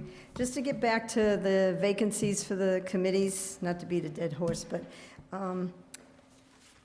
I just was reviewing the website, and you mentioned, Town Manager Justin, you mentioned that people can contact Josh. That needs to be, I would suggest if you could put that on the website, like where it says volunteer opportunities, you could put something, if you have any further questions, such as when they meet or the time involved in these committees, something, not just if you have any questions, call, because they may not know what question to ask. But if you could add that, that'd be great, because his name isn't on here. There's no contact other than the application, but I don't see any contact, so that would be very helpful, because I didn't know that, and I would think you would contact the committee, but you can't always contact a committee, so if we can have the contact information, that'd be great. But it would be nice still, just where you're trying to get people on these committees, every town council, just add it to the agenda, these are our vacancies, and you can still say, please go to the website, but just to remind people that these are still available, just to put it in everybody's face, because not everybody's on Facebook, not everybody's on, goes to the website, and though I have to say, this is a little easier to find than some of the stuff on the website. So, but if you could add the contact information, and if you have any questions about how they meet, what's involved, please contact Josh, blah, blah, blah, blah. So that's all, but thank you very much, everybody. Thank you.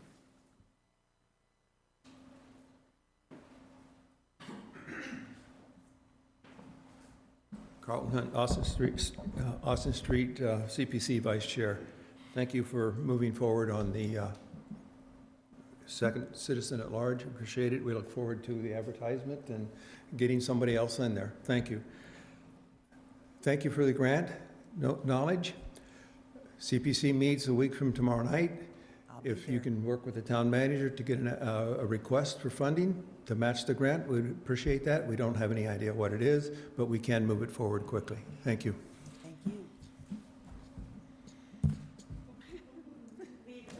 Thank you.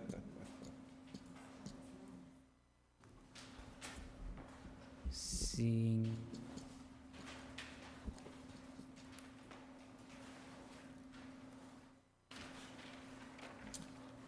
Evan Tarver, 74 Paddock Road. This agenda is really long. We want people to be more involved, but a 3-hour meeting, a third of a workday, it's pretty ridiculous. How do you ask that of people to be consistently involved in a thing that's super time consuming? And it doesn't make it easy on anybody. I don't know what time you guys have to be up, but I gotta be up at 4:30. To be actively involved in my government is pretty difficult at this point. This is really the way it goes. There should be like a 2.5 hour limit on meetings, because this is nuts. I don't think it's realistic to ask people to join when it's such an obligation, an unpaid obligation. Not that it should be a paid position or not, it's up to you guys to decide that. But ask for a free,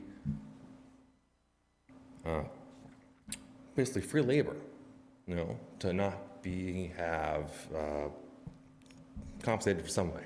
You know what I mean? It's a big time sink. So that's all I had. Thank you.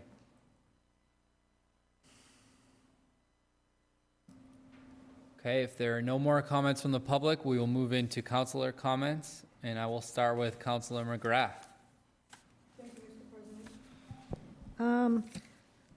Last Saturday, the CERT team placed flags on the veterans' graves, and also the CERT team met on Monday night. They had shelter training with the Red Cross at the Williams School. So the CERT team is going to be starting another training session that you can join, I think, I'm not quite sure of soon.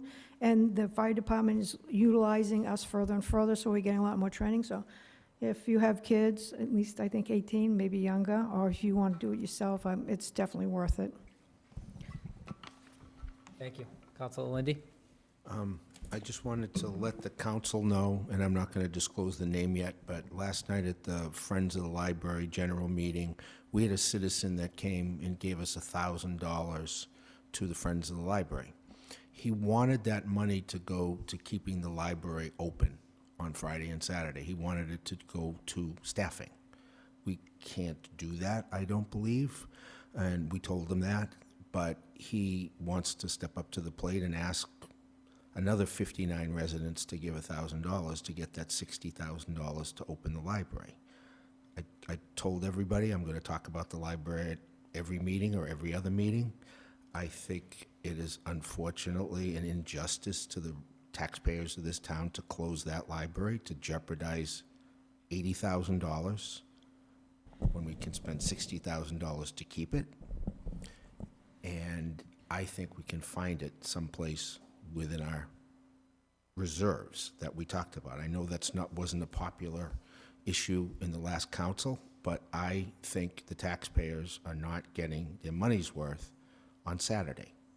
Okay? I've argued with at least one trustee, maybe two, about the fact that Saturday is not as utilized as Friday. I go there every day. I know that Friday afternoon is very sparse because the kids are done. You're lucky to get home at 6:30 to get through the traffic and everything. So you basically have 4.5 hours a week that you can use the public library. So I just am going to keep talking about that. I don't know how we're going to find it or where we're going to find it, but I know there's support on this council for libraries. And I think we should think about that. Citizens mentioned the senior center as well. They have shortened their hours. They are staying open 5 days a week, which I commend their staff, because the first thing that staff did when they heard about their own cuts was said, how are we going to serve our seniors? I know the librarian folks want to serve the seniors. They serve everybody. They serve kids, parents of kids, people in the community. It's a community center. So I'm just going to keep beating that drum. Thank you. Thank you. Councilor Perry. Thank you, Mr. President. Again, I want to thank the representatives that did the presentations tonight. They were very informative. Good to know that our audits are showing no material weaknesses, that the town's doing a good job in that regard. And the water and sewer is going in a good direction, and it's going to help us pay for those improvements that we need to in the future. And I also want to thank all the town employees that came out here tonight. And it's it's a long meeting. We're after 10, and they'll be here first thing in the morning as well. But thank you to all those that came on out to share information with us as a council. I think it's great that they do that, and it's well appreciated. But I do recommend, as mentioned by a resident, if we can find a way to shorten our agendas just a little bit so we can hopefully get out of here on time. So I'll just direct that to our new council president.